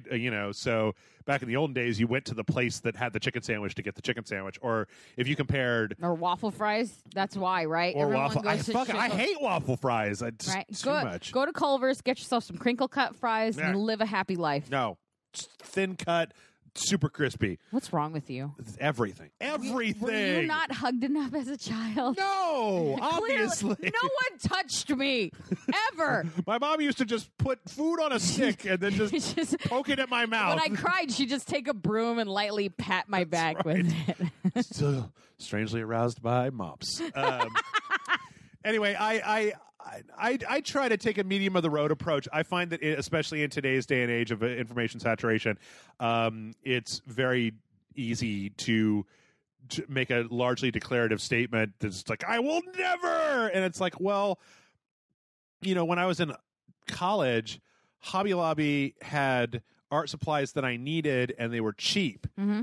They also weren't open on Sunday, which is whenever I needed pencils, so they could eat dicks then. Yeah. But if it was go to Jerry's Artorama and spend 20% extra on art supplies when I'm working part-time, or go to Hobby Lobby. I make puppets every once in a while, and I definitely went to Hobby Lobby for all that shit because they have it and Michael's doesn't. You know what? I can't be fucking bothered with this shit. Look, I'm not going to make any excuses for Drunk Jeff because I don't feel like you can really No one can make excuses for Drunk Jeff. But you know what? Chick-fil-A opens for breakfast at 6 o'clock in the morning, and they have Powerade. So I'm not going to tell you that Drunk Jeff hasn't gone to Chick-fil-A for a bagel and some Powerade. I've decided not to judge people because it just gets like, I can't. I don't care. Like, you not be able to go to the Alamo Draft House. You wouldn't be able to go to the AMC 30. You wouldn't be able to go to... you wouldn't be able to go anywhere because somebody feels a way that you don't agree with or has done something that you don't agree with, and like then you have to create like a bar of how far. Where's your line? Right. Where does the line start and end? What if it's accused but not convicted? Proven? So then Michael Jackson's okay, maybe? Do you listen to the Tina Turner songs with Ike in it? Because Ike did bad things, but Tina's okay. Yeah. So for me, it's you just got to do what you feel is right. Like the problem that I have is mostly with like asking, "What's your line?" And I'm like, "No line." No line. Yeah. Some of it's too disgusting, and I don't want anything to do with it. Some of it's not too disgusting, and I'm okay to hold my nose. Yeah. Some of it I'm ignorant of, and I don't want to know, and et cetera down the line. So I mean, honestly, it's just how I feel when it's when I can't shut it off. Right. So like, there's certain things where you're like, I can't watch a movie with Woody Allen as a love interest. Yeah. Because it creeps me out. Mm-hmm. So I can't. So I don't. But, you know, like I said, I can listen to like a Beatles song and I don't like automatically go, yeah. Does he really want to sing about love though? Or does he not? Yeah. Like, nah. Yeah. Yeah. Good point about Alamo. Everybody forgot about that one. A lot of people did. Yeah. Tim Lee kind of pardoning Knowles. No, wait. No. It was well, yes, but it was Demfaraci. No, I can't think of his name, but it was Birth Movies Death editor in chief. Demfaraci. I don't remember. I'm sorry. I don't want to cast aspersions. There's a long list of people, but yeah, I mean, and again, like Ain't It Cool News had Harry Knowles, and Harry Knowles was also somebody that was accused of a bunch of sexual assault stuff. So then do you stop reading the reviews on that website? Yes, because it's a fucking garbage website. What are you guys doing? Come on. In general. I think it was Devin Faraci. Yeah, you're right. Yeah, you're right. But like, you know, so you say, okay, well, Tim Lee like obviously didn't want to like let his bud go, who had been accused of, you know, some pretty shitty, super shitty stuff. Yeah. So do you not go to the Alamo at all anymore? I mean, we don't. I mean, I don't know. People also have, you know, short memories about things and forget about. Yeah, well, it was like a huge uproar in Austin. I don't know if anybody else cared, but it was like a giant uproar, and then because it was around, and then everyone was like, "But it's the Alamo Draft House," and so they're all back. Yep, that's fine. Swedish Latino writes in and says, "Hola, Jeff and Amanda." That has to be a weird accent. Yeah, it says "Hola" / hedge. Or hey, I don't know. Jeff and Amanda, I came up with this question when I was riding my bicycle in about 1-inch deep snow. I live in Sweden. Yes, thank you. It's a 1945 Swedish military bicycle that has gotten me to work and school in any condition for 10 years. So I was wondering if you people own something of fantastic quality that you will always keep. It can be anything from a car to a screwdriver. Thanks for answering my question and have a wonderful day, Swedish Latino. And I can say, no. I don't hold on to things anymore. I have a lot of things that I had and don't have anymore. I lost a lot in water damage at our old house. Yeah. But I have a very, very old bracelet given to me from my uncle. I have a panda bear teddy bear that is older than me by 4 years. Okay. That was from the San Diego Zoo when it got its very first panda bear. Oh, there you go. And I have a ring that I am currently using occasionally as my engagement ring because John and I don't have our rings yet. That's my grandmother's. So those are, and I have a rosary from when my mom went to Rome. Okay. Italy, Rome. And that's it. Like, those are the only things that are like of value in my home. Everything else I have learned is garbage and I don't actually care about. Like, I could take or leave. Anything not living in my house, I could take or leave. I don't know what it says about me, but no, seriously. Yeah. I don't care about any of this stuff. Yeah. I mean, like... Is that why every time I come in, you're burning something else? Uh-huh. Just lighting it on fire. Yeah, the fire is just as important as the thing. I mean, I need to stay warm. Yeah, exactly. I mean, you know, most of the furniture and stuff that I own is from IKEA or Target, Blurg. Like, there's a few things. I have a hat somewhere in here that was my grandfather's, like, Air Force cap, but, like, even that... I would be sad to lose it. I wouldn't run back into a fire to get it because I know that my grandpa, rest his soul, would rather me be alive than get hurt trying to get a thing that he once owned. Yeah. You know? Oh, there's nothing in my house that I would save from a fire that's not John or my dog. Right. Like, I don't have any, or maybe my, like, money. Cash. Just that Walter White stack of cash you have in your living room. Poor people will understand me. Like, when you only have a little bit of money, you know you have to save that little bit of money. Otherwise, like, they don't care if your house is on fire. Like, they need Bill's guts to get paid. You know what I mean? Yeah, I used to be a lot more sentimental. I used to have, I remember at one of the houses that I had, I actually had a wall where I just, like, nailed up a bunch of things that were just, like, important things from my life. And then the next time I moved, I was like, well, that was stupid. So, fuck it, whatever. Yeah, I was, nothing makes you less learn about, like, letting go of things than having a massive amount of Jesus. Fuck you. Sorry. Having a massive amount of your things damaged. Like, we had, John and I lived in a house that had an issue with our AC, and it leaked like water all through our garage, and that was where all my stuff was. And it was just, like, gone. It was like books, journals, clothes, like everything but, like, my skateboard was basically destroyed. That's because it was floating on top. That's because I fucking put it on a high shelf because it was very important to me. And so that's just kind of how things were for me. So I just had to learn to, like, you either sit there and cry over things or you, like, let them go. All right, well, we're already super long, but I'm going to put one more in here. Thanks to the people who wrote in that we didn't get to your questions. I will try to keep them straight for next week. Just get lost sometimes.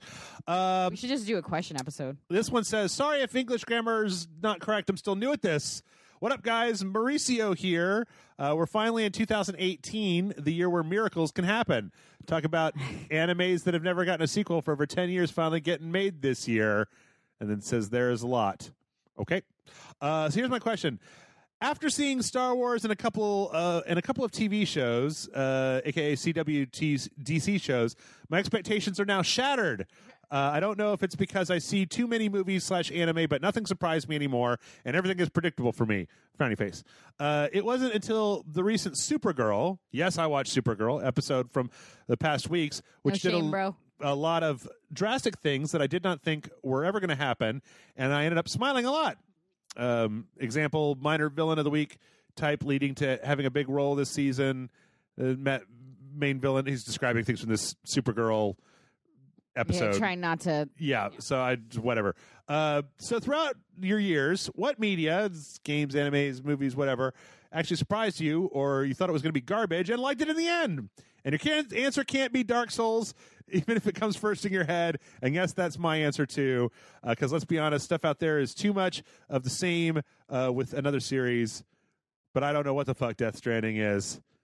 And then it just ends. So I'm going to say much love from Mauricio. Yeah. Actually, it's funny. Dark Souls is not an answer that I would have for this because... Yeah, it doesn't seem like one that you would. It was a sequel to a game that I really liked. Yeah. So I had high expectations for it, and it met them pretty perfectly. Yeah. So. When was the last time you were shocked by... A game? Yeah, anything. Movie, TV. There's been a lot. There's been plenty. I have... See, okay. But, like, when's the most recent example of it? I'm trying to think. Okay. My expectations are very medium. Mm-hmm. A lot of times I try to keep my expectations relatively medium so that I can be pleasantly surprised. Okay. So let me think about movies that I've seen recently. I watched I, Tonya, and that was, I thought, way better. Like the Tonya Harding story. Like, who the fuck cares about Tonya Harding? I mean, I was interested in the idea.